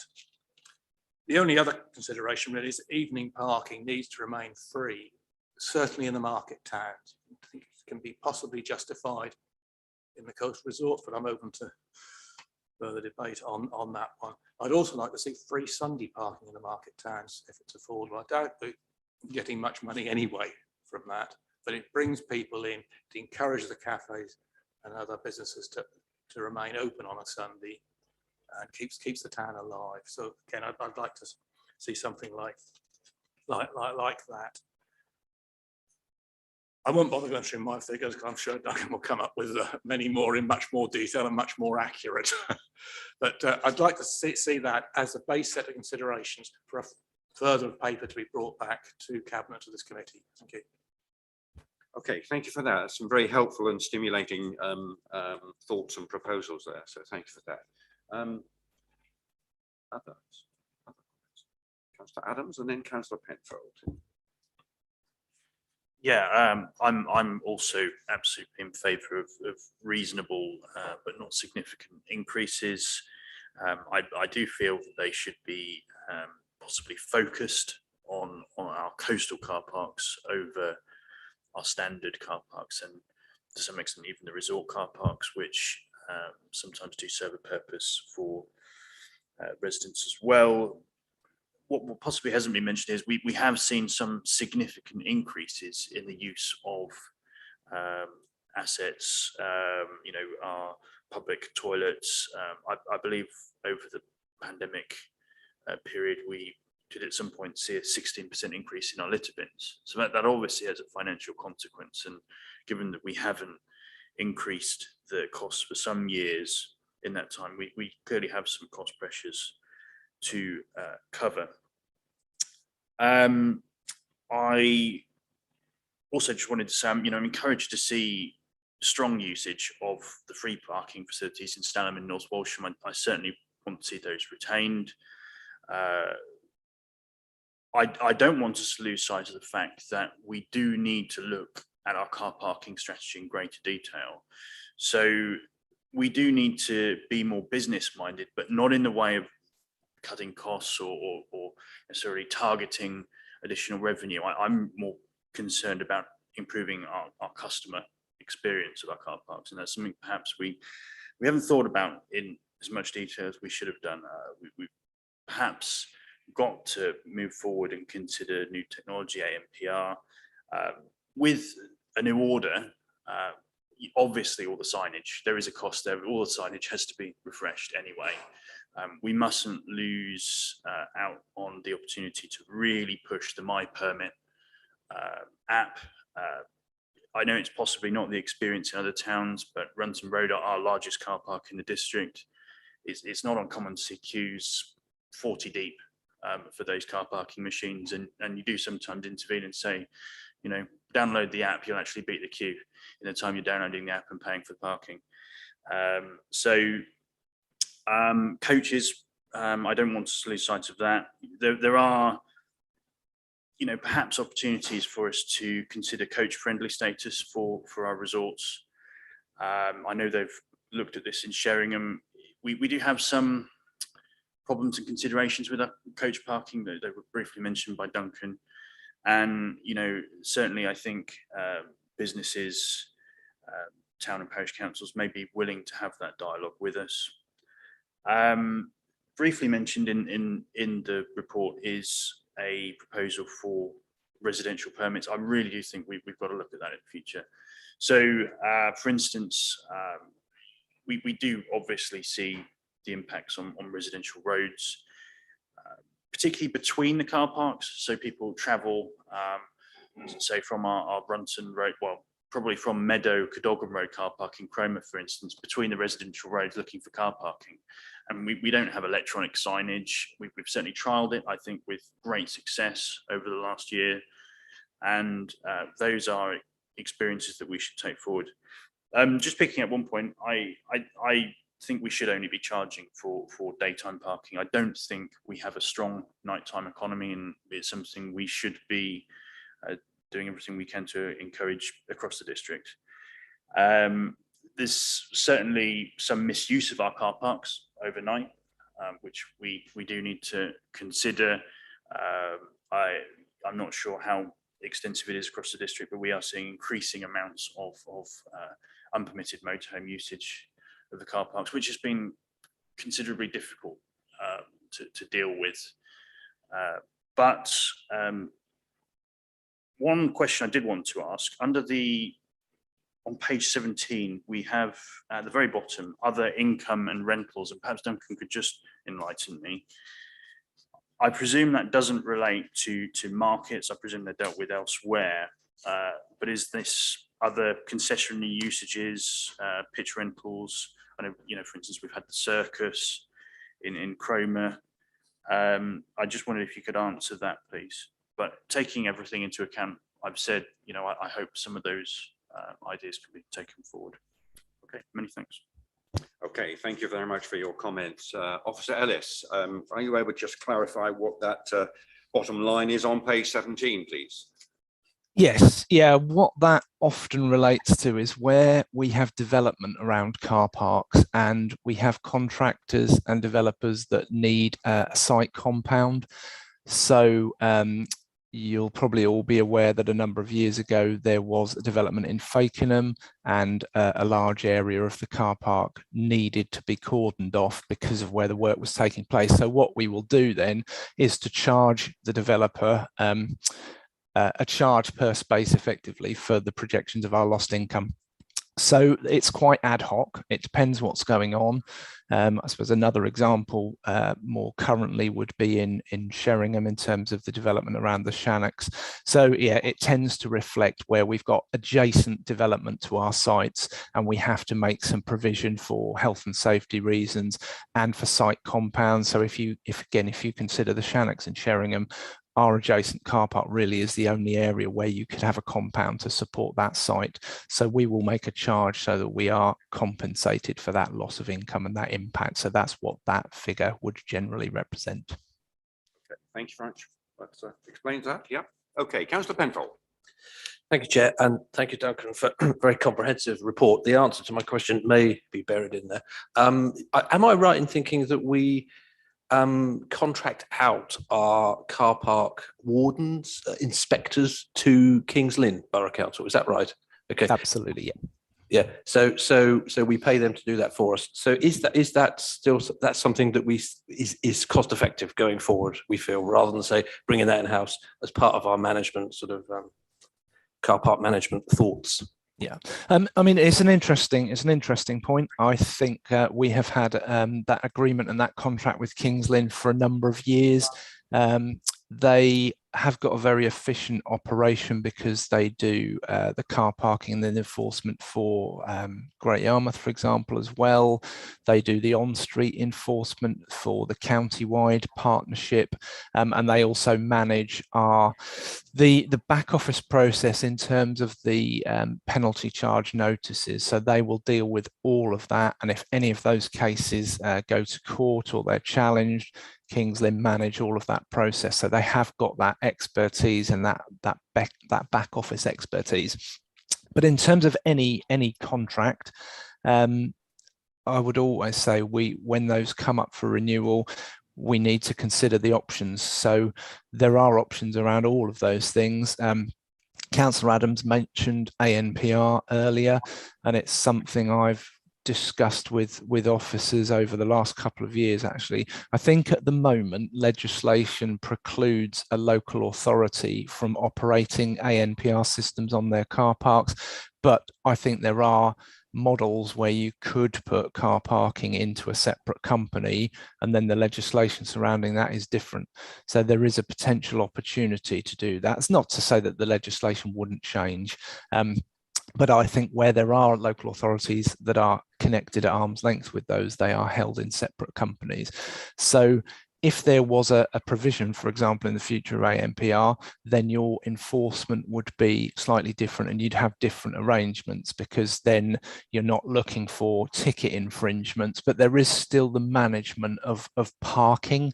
So in terms of enforcement, it's not just about issuing a ticket if someone's car parking ticket has run out or they haven't bought a car parking ticket. It's also some of those areas where people park over 2 spaces or park in disabled spaces when they don't have a disabled badge. So I think all of those contracts need to be considered. The options need to be considered when it comes up for renewal. And absolutely, in terms of anything like that, that option to have that facility or bring it back in-house is something that you would need to consider. And then at that point, you would need to consider your Cpi arrangements and your not capacity, because you'd have those staff tubing over, but it's that expertise. What Kings Lynn bring to that contract is that that wider base, if you like, the fact that they do that across the county for the on-street parking, which is very different to the enforcement for the actual car parks themselves, but they have the capacity, the staff, the vehicles, the back office systems to do all of that. If we were to take that back in-house, there would be a cost to getting those systems in place for ourselves, and then you've got a smaller number of staff, so you haven't got that backup support, if you like. But yes, yeah, it would be something we would consider when it comes up to actually renew that. Okay, thank you for that. Can you tell us when that contract is up for renewal? I knew someone was going to ask that because it's a very good question, but I can't remember off the top of my head. I think we have had, so we had the original contract from memory was a 6-year contract, and that ran and came to an end, I think, about 3 years ago. So off the top of my head, I think we've got about another 2 years of that to run, but I will double check and I can confirm that for you, Chair. Okay, that's helpful, because I think for the purposes of this paper, we probably ought to set that matter to one side, and because that will come up for review in due course anyway. Yeah. And we need to make decisions, or we need to make recommendations, and decisions need to be made, obviously, very shortly. So thank you for that. Councillor Adams. I just wanted to perhaps point members in the direction of the parking partnership, which meets at the county council. So that deals with the on-street parking element of enforcement in the district, but clearly there's a relationship with our car parks. So we send a representative to that meeting. We well, it's a bit of a point of contention. We don't actually currently have a vote on the committee at this stage, but it's either Councillor Sewell or myself who attend that. It might be worth having a look at that. That you might prompt some further queries, questions. Happy to give a written report to a future meeting if that's at all of benefit. I just wanted to put that in there in case that was of interest to you. Thank you. Okay. Yeah. Thank you for that. Any other? Councillor Brown. Yes, thank you, Mr. Chairman. Well, it's pleasing to see that we are at last taking a commercial approach to our car parking revenue raising, because by any yardstick, a report that's taken 6 years to appear speaks volumes for how we review or our attitude towards reviewing income. We have central government funding being cut in real terms year on year. This is a major revenue raiser, and we take 6 years to review the income from it. That just doesn't seem tenable to me. So that's the first point. I'd just like an explanation as to why we've taken this long. A CPI increase will sort of be the equivalent of 5p per annum since the last review increase. I'm not sure whether we should stick to CPI. Perhaps there is an argument for local resident car parks being restricted in that manner. But for our coastal and resort car parks, come on, we've got an increase in staycation visitors because of the pandemic. There's an opportunity here to be much more realistic in our charges. I accept seasonal differences should come in. I accept we should look to make parking free on Sundays if we possibly can, and in the evenings. The other thing that I'd like to know is, as we're in January and we're going through this process, Duncan, is how long will this take and when will the new charges come into being? Will they be in place for the summer season, or will it be partway through the summer season and therefore we're not making as much revenue this year as we might otherwise have made if we brought this in sooner? Thanks, Mr. Chairman. Thank you very much. Officer Ellis, can you just clarify when those new charges might take effect? Yes, the project proposal in the appendix gives you that timeline in terms of the car parking order, which is a statutory process we'd need to go through. But if there were to be any charges, changes to those charges, they would be introduced from the start of July. So that would be ahead of the summer season and ahead of when that main peak in visitors would come. Okay, thank you for that. Councillor Fisher. Thank you, Mr. Chairman. Just an observation, really, from the Wells end of the area. Over the Christmas period, when we had the pleasant weather, Wells was absolutely rammed just as much as if it was in the summer. Normally, I'd be concerned that any increase in parking charges would move cars onto the roads, but as the roads in Wells are completely stuffed with cars anyway, I don't think that's a consideration.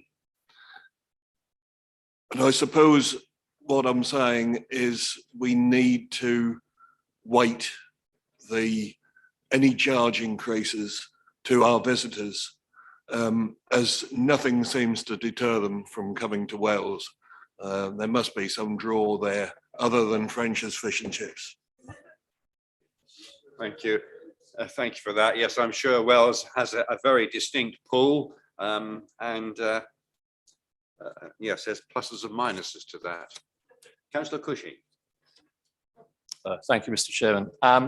The fact that we're seeing this proposal brought to us today does really highlight to me the failure of this Liberal Democrat administration to develop any new commercial income streams to help deal with the future anticipated shortfalls. Now, I've been highlighting those shortfalls for the last 2 years, and they've been coming downstream to look at that.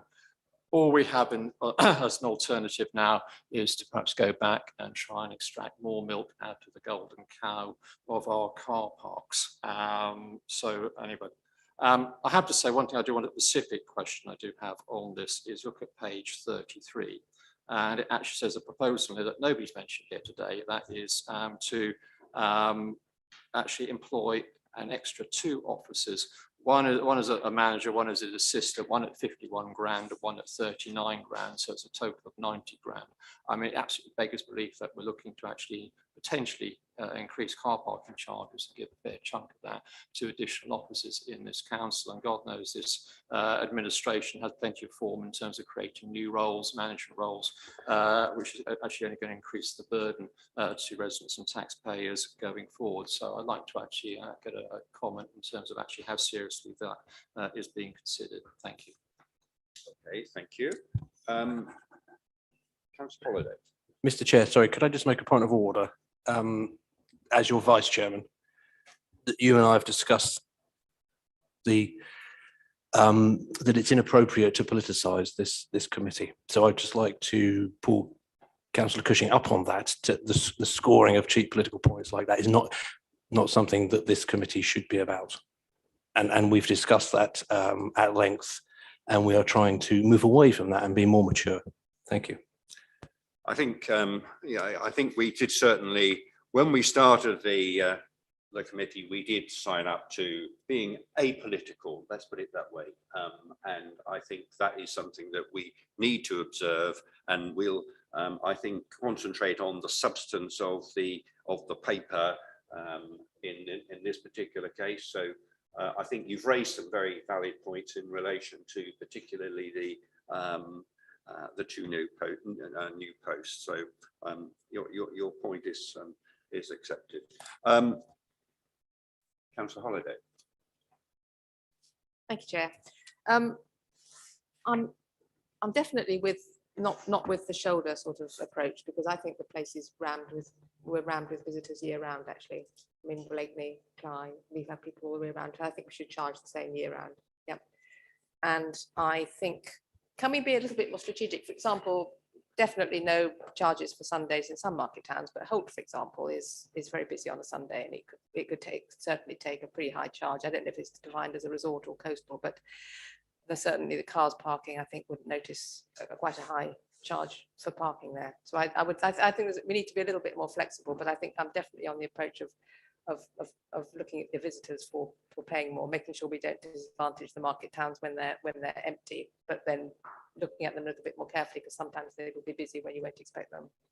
And what is the income from the electric vehicle charging points? It may be somewhere in here, but I've missed it. I'll have to provide a written response in terms of the electric vehicle charging points. It's not a figure that's in there at the moment, but it is something that I need to bring forward to the committee. So I'll do a written response on that. Thank you. Okay, thank you. I've got Councillor Toy, and I think Councillor Penfold, you've raised your point. Is that correct? And then Councillor Brown. So Councillor Toy, and then Councillor Braithwaite. Yeah, thank you, Mr. Chairman. Yeah, we need to remember this is an officer report, and many of these items may well be addressed later.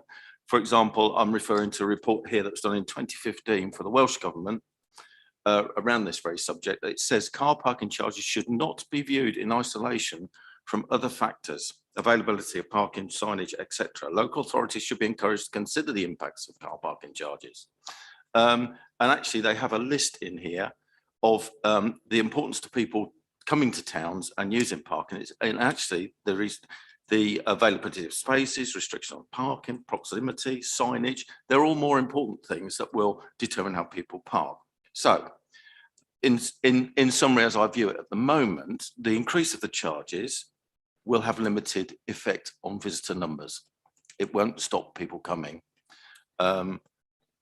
Difficulty in getting there and finding the parking is like to have more of an effect. So this whole report, when it does come forward to be considered by members, will need to be considered in the context of the wider picture and its effect. So thank you. I just wanted to add that. Okay, yeah, I'm sure you're right. Thank you. Councillor Brown. Thank you, Mr. Chairman. Just to pick up on Councillor Penfold's point from memory, and perhaps my memory is better than the Prime Minister's at the moment. If I recall correctly, in 2016, the administration was not the same as the current administration. And therefore, I think criticism can be laid at the door, if there is any criticism to be laid, against the current administration, but also in relation to the previous administration. I just wanted to help Councillor Cushing with his memory of the political scene since 2016. I think Councillor Brown, we've dealt with the point as Councillor Cushing raised, and I can probably put to you the same as I would for Councillor Cushing. We do need to keep our discussions apolitical, and it's not generally helpful to get too embroiled in political differences. And I think what we need to focus on is the substance of the paper more than anything to do with the past. But I take it in the spirit. I think that both sets of comments were made, but you've heard my response, and I think you probably also know what the view of the majority of the committee is. So I've got Councillor Blathwaite next, and then Councillor Shires. Yeah, I'm just would like to ask, is there some sort of price comparison we have with private operators? Or do we have, is there some sort of cartel operating? Because I can't help noticing that the private operators in my ward pretty much are the same prices as we charge. So I presume they haven't had a raise since 2016 either. But I was just wondering, do we have any discussion with private operators when we look to raise our charges? Thank you. Councillor Ellis, sorry, Officer Ellis. I've been promoted. We traditionally haven't had discussions with private operators. We will keep an eye on what other areas are charging. In certain, and in fact, in the majority of towns and villages where we have car parking, our provision is the only provision. So you don't necessarily get that market pressure in the same way as if, for example, you had parking in Norwich. And often because of the length of our coast and the size of the district, you haven't necessarily got the ability for some of those villages to park in one place and then walk somewhere else. So, but you will notice within the table on page 27, although there is a strong focus on other local authorities, that strong focus is there for one of those very reasons, because in some of those areas there isn't the same level of private provision and private pressure, but there are some private organisations within there. For example, you've got the Horsham estate charges there, but no, traditionally we don't engage in dialogue with private providers. But we would need to keep an eye on where you have got different provision, and just going back to Councillor Fisher's comments around Wells, that's probably the most diverse town in terms of that provision, because you've got not only Horsham estate in various different parts of the town, but you've got the harbour masters on the quay as well as our two car parks. So that's probably the most significant there. So we do keep an eye on what those charges are. We do monitor our levels of usage. So if we were to see a significant reduction in one of our car parks because it looked like you had an undercutting of charges, that would be something we would take consideration of. Moving on to Cromer, you have got some private provision there. Next door to the Cliftonville, there's a private car park.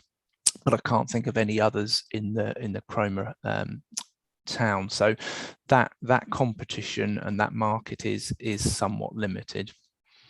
Okay, thank you very much. I think you've answered that point. I'm trying to wrap up the debate. So Councillor Shires, you have the last shot. No pressure, Mr. Chairman. Thank you very much. I just want to thank Duncan for bringing this forward before Cabinet have had eyes on it for true pre-scrutiny. And I'm sorry, Duncan, that you've had to be party to a political football with this report. I don't think that's fair, and I don't want that to deter anybody from bringing reports through to pre-scrutiny.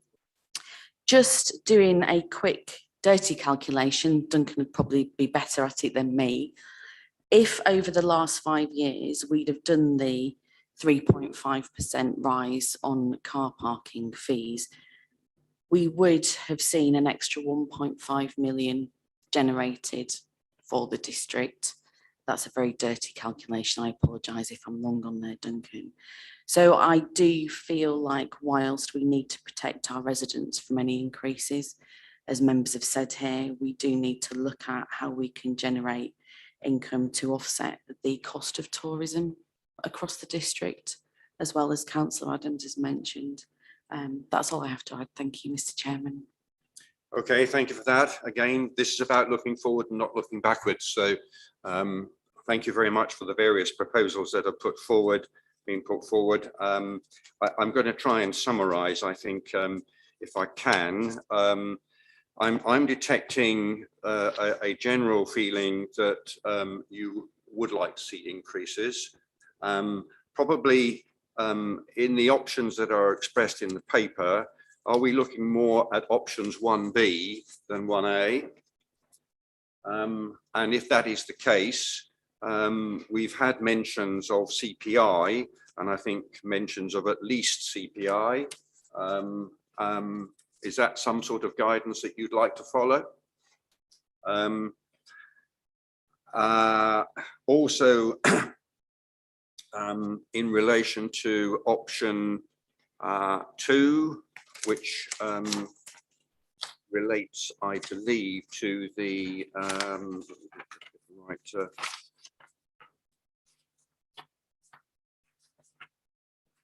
find it now, but oh, here we go. Yes, increasing season ticket prices.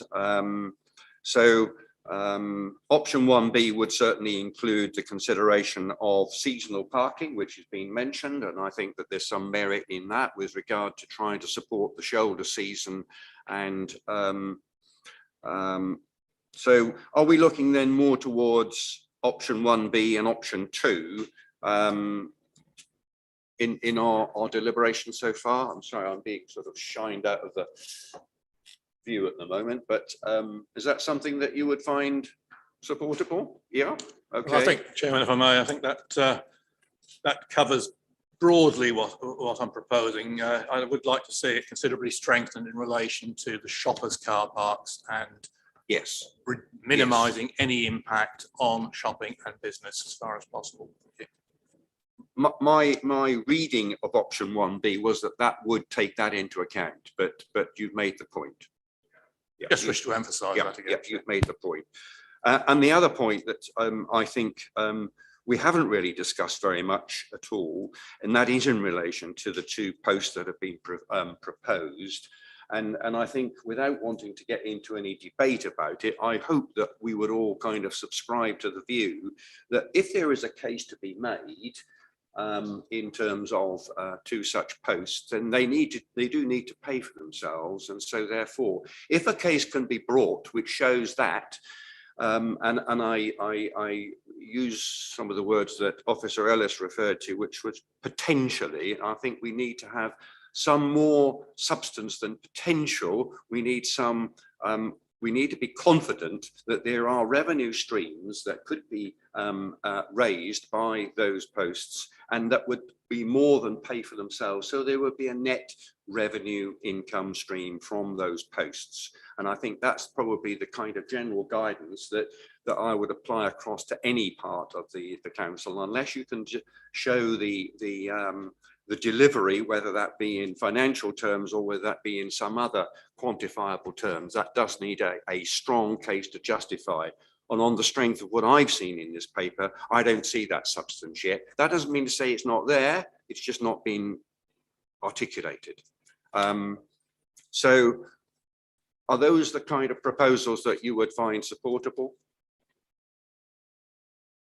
Okay. Councillor Holiday. Are you going to take 1A and 1B separately from 2 so that we can vote on either we agree with the lower fees during the seasonality? If you or not? wish, yes. Thank you. I mean, yes, okay. Can we have a show of hands then for those who would support 1A? I'd say there's a range of comments, you know, in and outside of those options. Sorry, I'm speaking with my mask on. Is it really fair to try and ally ourselves to one particular option there? Because we've discussed the benefits of all, which I think the officers need to take into account, maybe in a more concentrated way. I don't know if it would be sensible to sort of say, well, we want to see this happen, which I'm considering might be a danger here. Well, all I was trying to do really was try to align the comments to the options that I had heard, or shall I say the comments that I'd heard towards the options. So yes, Councillor Heinrich. Yeah, I think, Chairman, that if it's agreeable by yourself and the committee, we should ask for a further report to be brought back based around those options, but taking into consideration the points raised during this meeting, rather than making any firm recommendation at this stage. Thank you. I'm not sure what the process will be. Officer Ellis, you might be able to just help me here.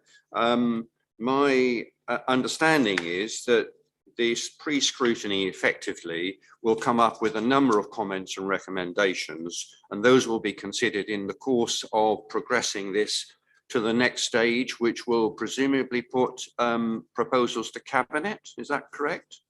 And then Yes, yeah, that's exactly it. The Cabinet are due to consider these discussions today at the end of the month. So I think the next Cabinet meeting is 31st of January.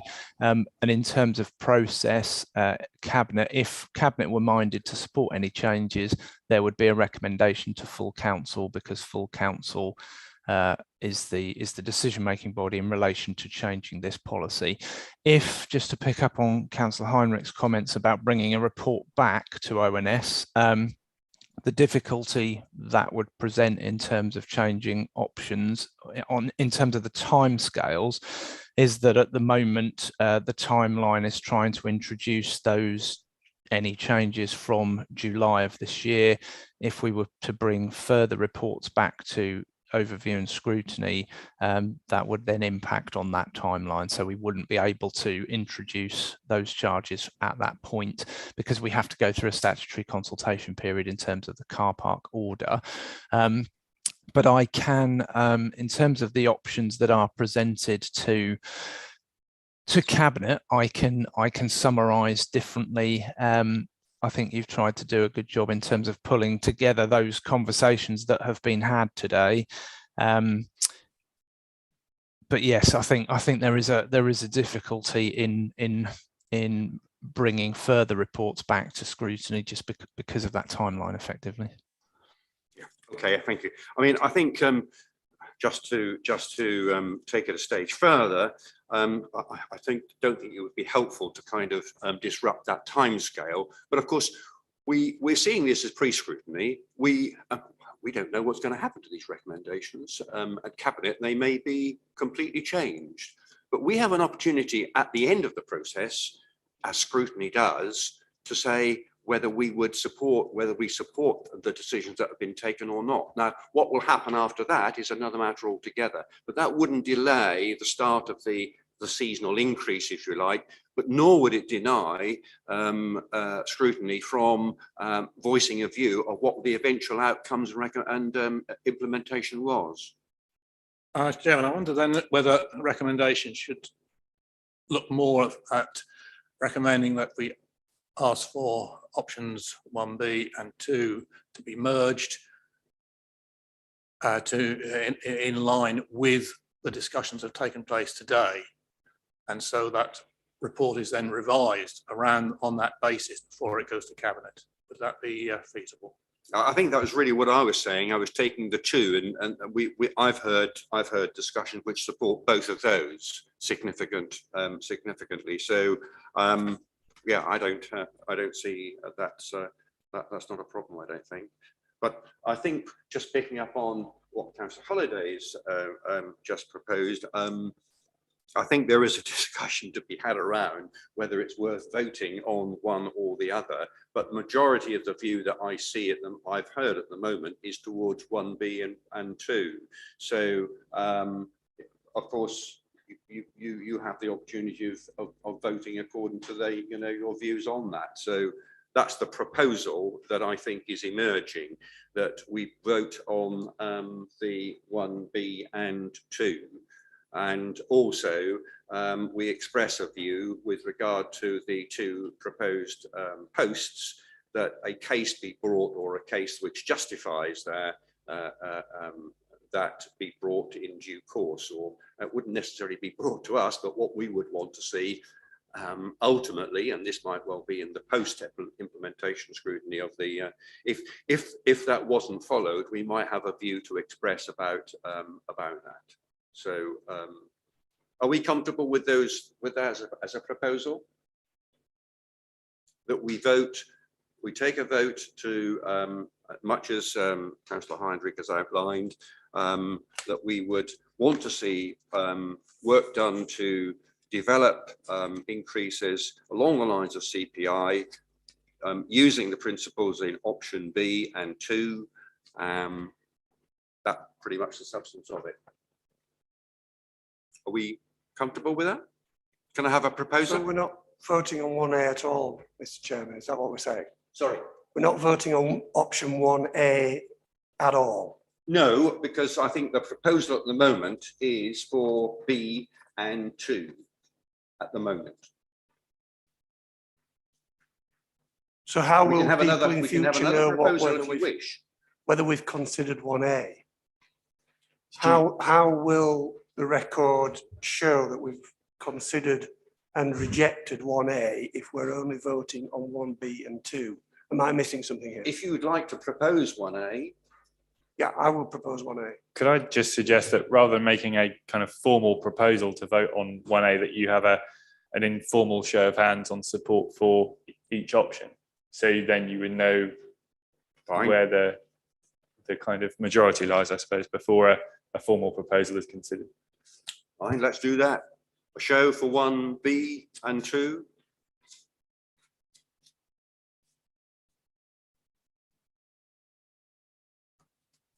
And for 1A.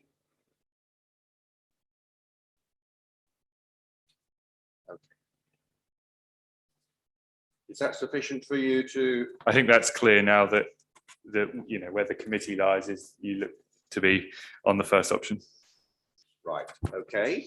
And you've picked up the matter of our position with regard to the 2 posts. Yes, yeah, I'll include that. Do you have if you're voting on making that recommendation for 1B and 2 as a combined recommendation that goes to amending those options before they go to cabinet, proposer and a seconder on those, take that as a formal vote? Yes, Councillor Heinrich and Councillor.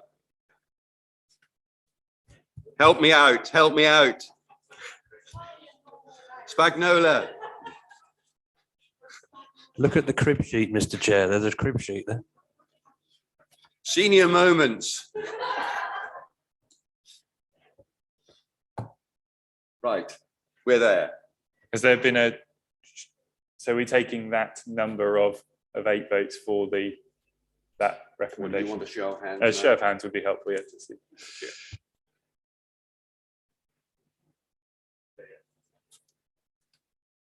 Right, thank you very much indeed. Does that conclude all you need on that? Thank you very much. I'm mindful of the time, and we would normally take a break before now, but we've only got one matter, substantive matter to consider.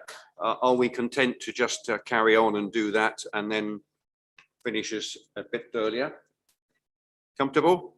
Right, okay. Thank you very much. Right, okay then, on to item 14, which is the draft MTFS. Councillor Seawood. Thank you very much, Chairman, and thank you, by the way, members, everyone, for your contributions in the previous debate. In terms of the medium-term financial strategy and the 22-23 budget, clearly this is a first look at the 2022-23 budget.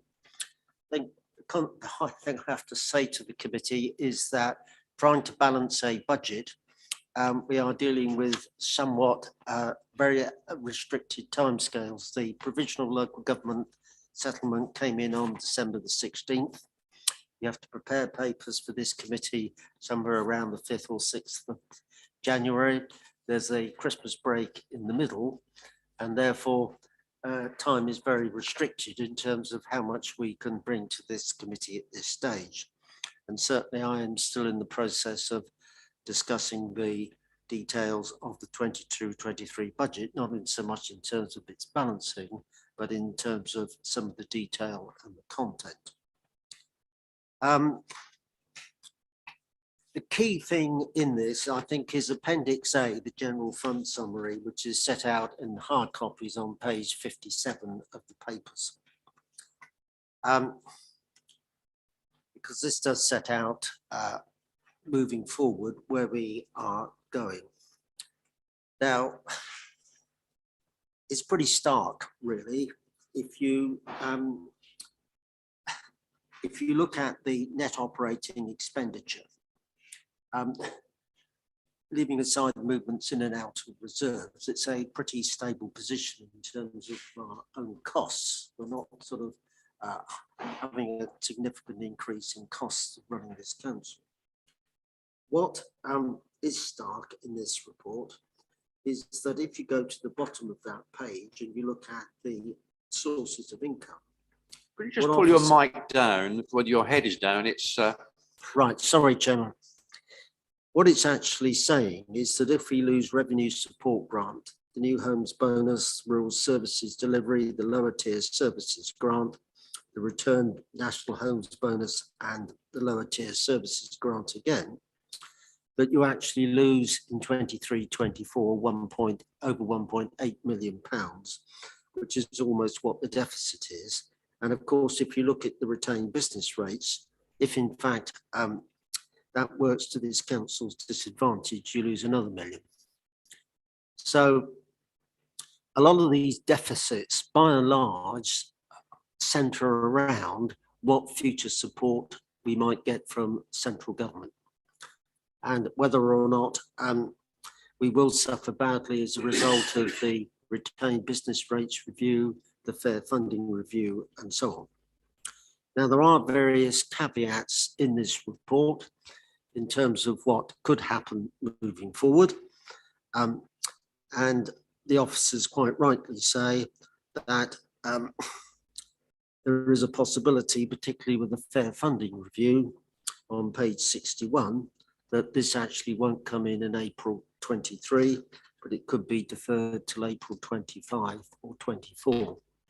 And clearly, if that was the case and the funding for this authority remained in roughly similar terms to what we're receiving this year, then a large amount of the deficits actually go. So what you're trying to do here is to steer a course which takes into account the risks that we could lose a considerable sum of money, which certainly by 24-25 could be as much as 2.5 million, to the fact that we might not be losing very much at all. So that is the course that we're having to try and steer, and I think it's pretty stark what's in front of us. The only other thing I'll just draw to your attention, because it's in the appendices, is this whole business about commercialisation and what local authorities can and cannot do. Now, I have referred to this in the past, but I do think it's just worth drawing the committee's attention to this once again, because it is set out in the papers.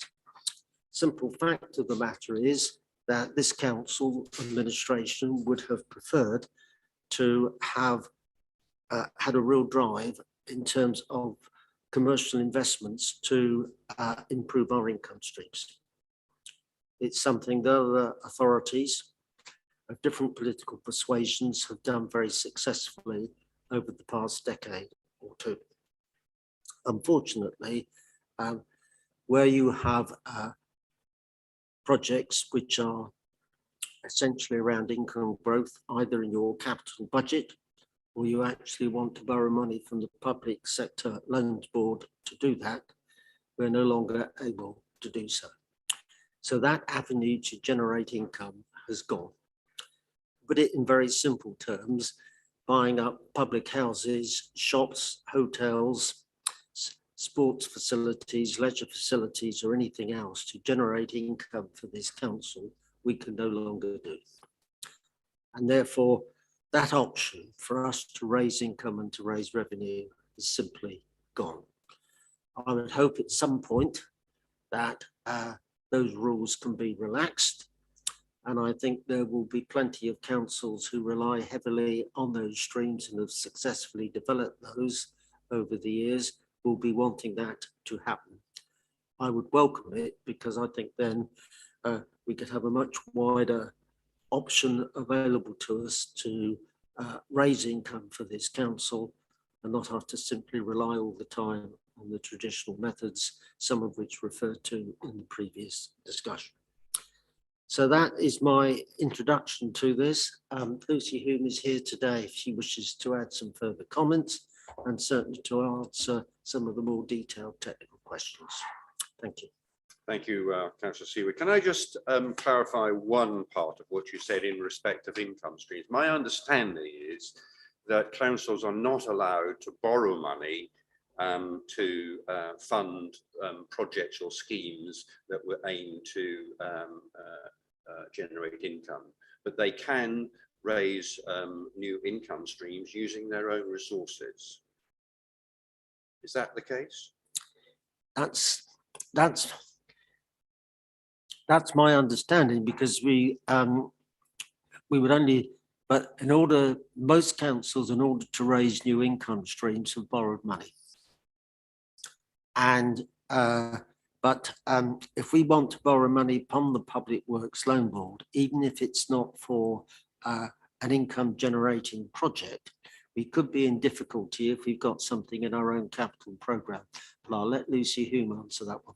Yeah, I just wanted to clarify that, because I certainly identify with the point that you make. I mean, the local government landscape is littered with projects which have been funded by the central government, effectively, Public Works Loan Board, and that is the avenue by which this matter has been closed. Other avenues with regard to income generation have not been closed, as far as I'm aware. But Officer Hume, would you like to just to clarify that?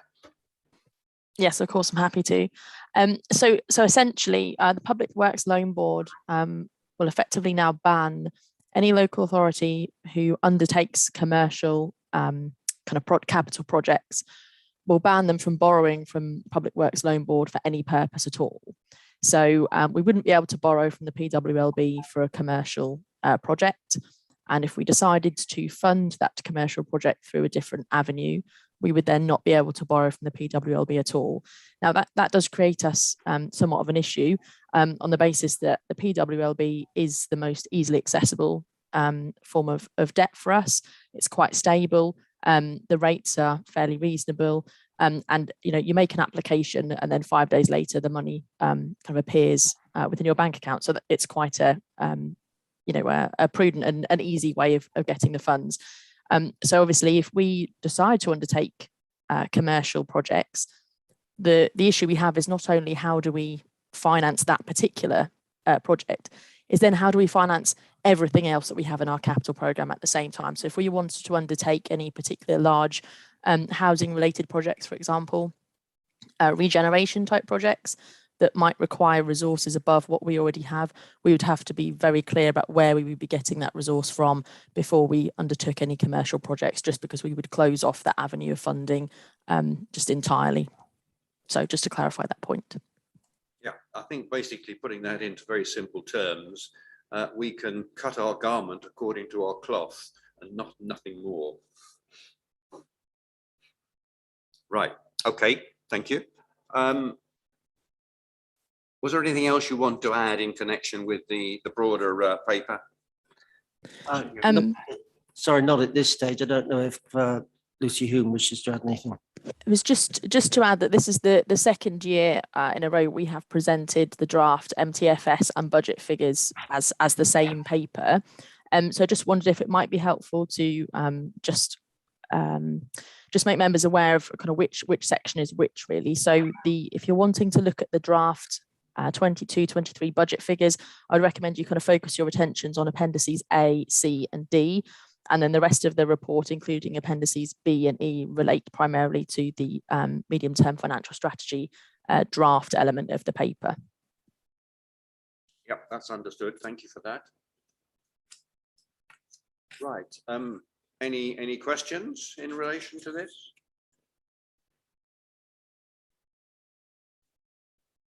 Councillor Cushing and Councillor Brown. Thank you, Mr. Chairman. I just want to ask Councillor or Seawood, I guess, we make reference to the zero-based budgeting in the report. I just wonder, obviously that exercise has now been completed. Have any sort of revelations been come to light as a result of that? Then so much revelations. I think what it was very useful for the cabinet was it gave us a much better grasp and picture overall of the financial pressures and challenges and situation across all departments. So that, for example, I had a much better understanding of some of the pressures that parts of the environmental health enforcement team and licensing are facing, which I wouldn't have done without that. And in terms of looking and preparing the budget overall, that was helpful.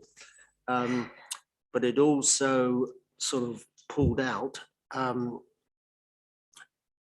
certain things which perhaps we should have done earlier, but like capitalising the coastal protection schemes, which are essentially capital schemes, that provides a lot more security and protects the money that's actually there.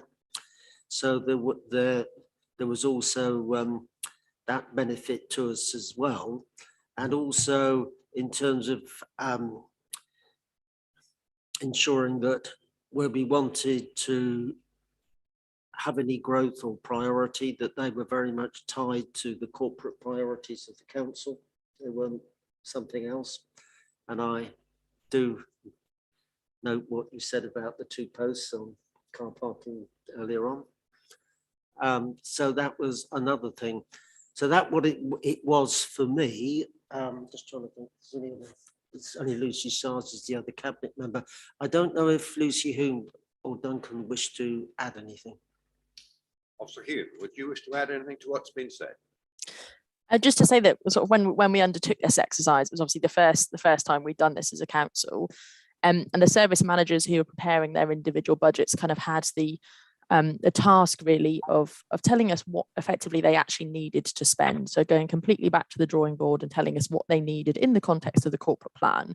So part of that was trying to make sure the budget clearly delivered the aspects of the corporate plan that we were wanting to focus on, rather than looking at this from a kind of a savings potential sort of exercise. Now, quite a few of the services did come up with some savings as part of that, which was really, really good news. But I think the most beneficial part of that project was actually to get a better handle on the cost of the delivering against the council's delivery plan and corporate plans. And I think that was a very successful exercise. So we've been able to kind of work those into those draft budget figures along with the necessary resources. Does that answer your question? Thank you. Councillor Brown. Thank you, Mr. Chairman. Good afternoon, Lucy. Thank you for your report. It's that difficult time of year, isn't it, for you in finance, where you're kept sort of, you know, spinning a roulette wheel and hoping that you get the central government rate support grants in its various forms that you were expecting. Can I ask you when you will get confirmation, when you will actually know exactly where you are, given that we're budget setting at full council on the 23rd of February, just so that members are aware? Yeah, absolutely. So there's a couple of different areas of uncertainty around that income generation. So one of which relates to the sort of the grants from central government that you've referenced. So we are waiting for the final local government finance settlement, which will sort of enshrine in stone those figures, which I think are mentioned in section 3.3 of the report. We would normally expect that to be in the first week towards the end of the first week of February. So unfortunately, quite often that's after the cabinet meeting and then before the overview and scrutiny meeting. So I'll be able to provide a kind of verbal update next time this report comes through to the committee as to where we are in terms of the uncertainty or not around those figures.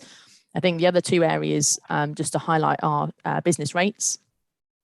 So the way we kind of calculate our business rates budget for the forthcoming year is by preparing a form called the NNDR1, which effectively the revenues team sort of start off and then the finance team kind of finish, which shows the projections in terms of rateable values and reliefs we might be giving, the projections for the coming year.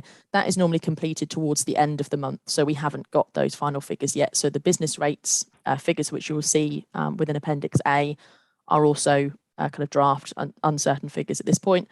Also around council tax, there is a kind of a legal date of the 15th of January where we have to set the surplus or deficit on the collection fund. As the 15th of January hasn't happened yet, I haven't been able to do that. But once the 15th has passed, I'll be able to kind of finalise that council tax projection. Of course, that does currently include an assumed increase on the Band D council tax, which will be confirmed or not at that meeting of full council towards the end of February. Thank you very much for that. Right, thank you for that. Any other questions? No? Okay. I would just simply summarise. I think, as I see it, the challenges that we've looked at in the face for the last couple of years are still there.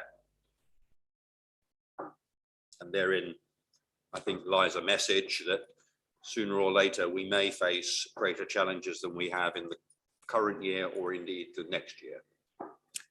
That's correct, Chairman, and I think if you were talking to the Cabinet financial portfolio holder at the County Council, he'd say the same thing to you.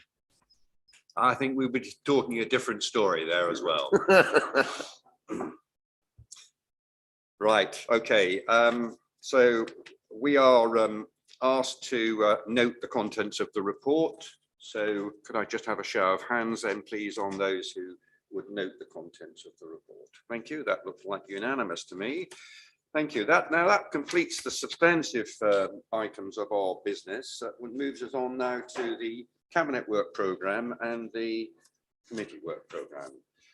So over to you, Matt. Yeah, there's not much to add on the Cabinet Work Programme. You're aware that there's been a discussion today on the car parking charges going forward in what is effectively the February meeting, but it happens on the 31st of January. Something else to mention, I think there is a possibility of a key decision for the extension of the leisure contract. So whether or not there perhaps needs to be a discussion on whether that's appropriate to come to overview and scrutiny in the coming months. It's mentioned on there for the March meeting, but whether or not that changes, I think we need to see. That's everything on the Cabinet Work Programme, unless there's any questions on that. Any questions? No? Okay, so in terms of the Overview and Scrutiny Work Programme, you can see looking at February, it's going to be a very busy month. I will say that the Sheringham Leisure Centre project review is unlikely to happen in February, though, just because it hasn't really had the time to be open and review how it's gone. So probably more likely to be in March or April for that. And then looking forward to March, there are discussions underway with the Office of the Police and Crime Commissioner in relation to that crime disorder briefing coming forward. We're looking to have an update on the, and I will probably get the name wrong here, the Safer Norfolk plan, though I'm sure that's not quite the correct name. That's the one we reviewed as a draft document back in May. So now when we look at that and receive an update, it would be on how that's actually being delivered. And that may come alongside the PCC's own plan for safer policing. So that remains to be seen. So yeah, busy months ahead, and happy to take any questions on that. Any questions on the committee work programme? No? Okay. Could I just have, we're just required to note those, aren't we?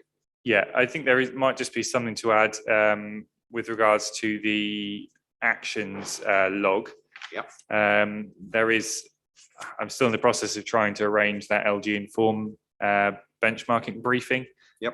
Perhaps if we can get that in next week or the week after, that would be handy to get that done. Obviously, that will now need to happen alongside the briefing on the zero carbon strategy that was requested today. I've also sent another reminder to E-East to request a response on that letter, but as yet I've still heard nothing. So just to update you on that. Okay, thank you very much. Right, are you content then to note those 3 items of progress? Just a quick show of hands to do that. Okay, thank you very much. That's duly noted. Thank you. Right, that is the last item on our agenda today. We have no private business, so I formally close the meeting and thank you all very much for your contributions. We've had some substantial meaty matters to discuss today, and I hope we've done justice to them. So thank you very much indeed.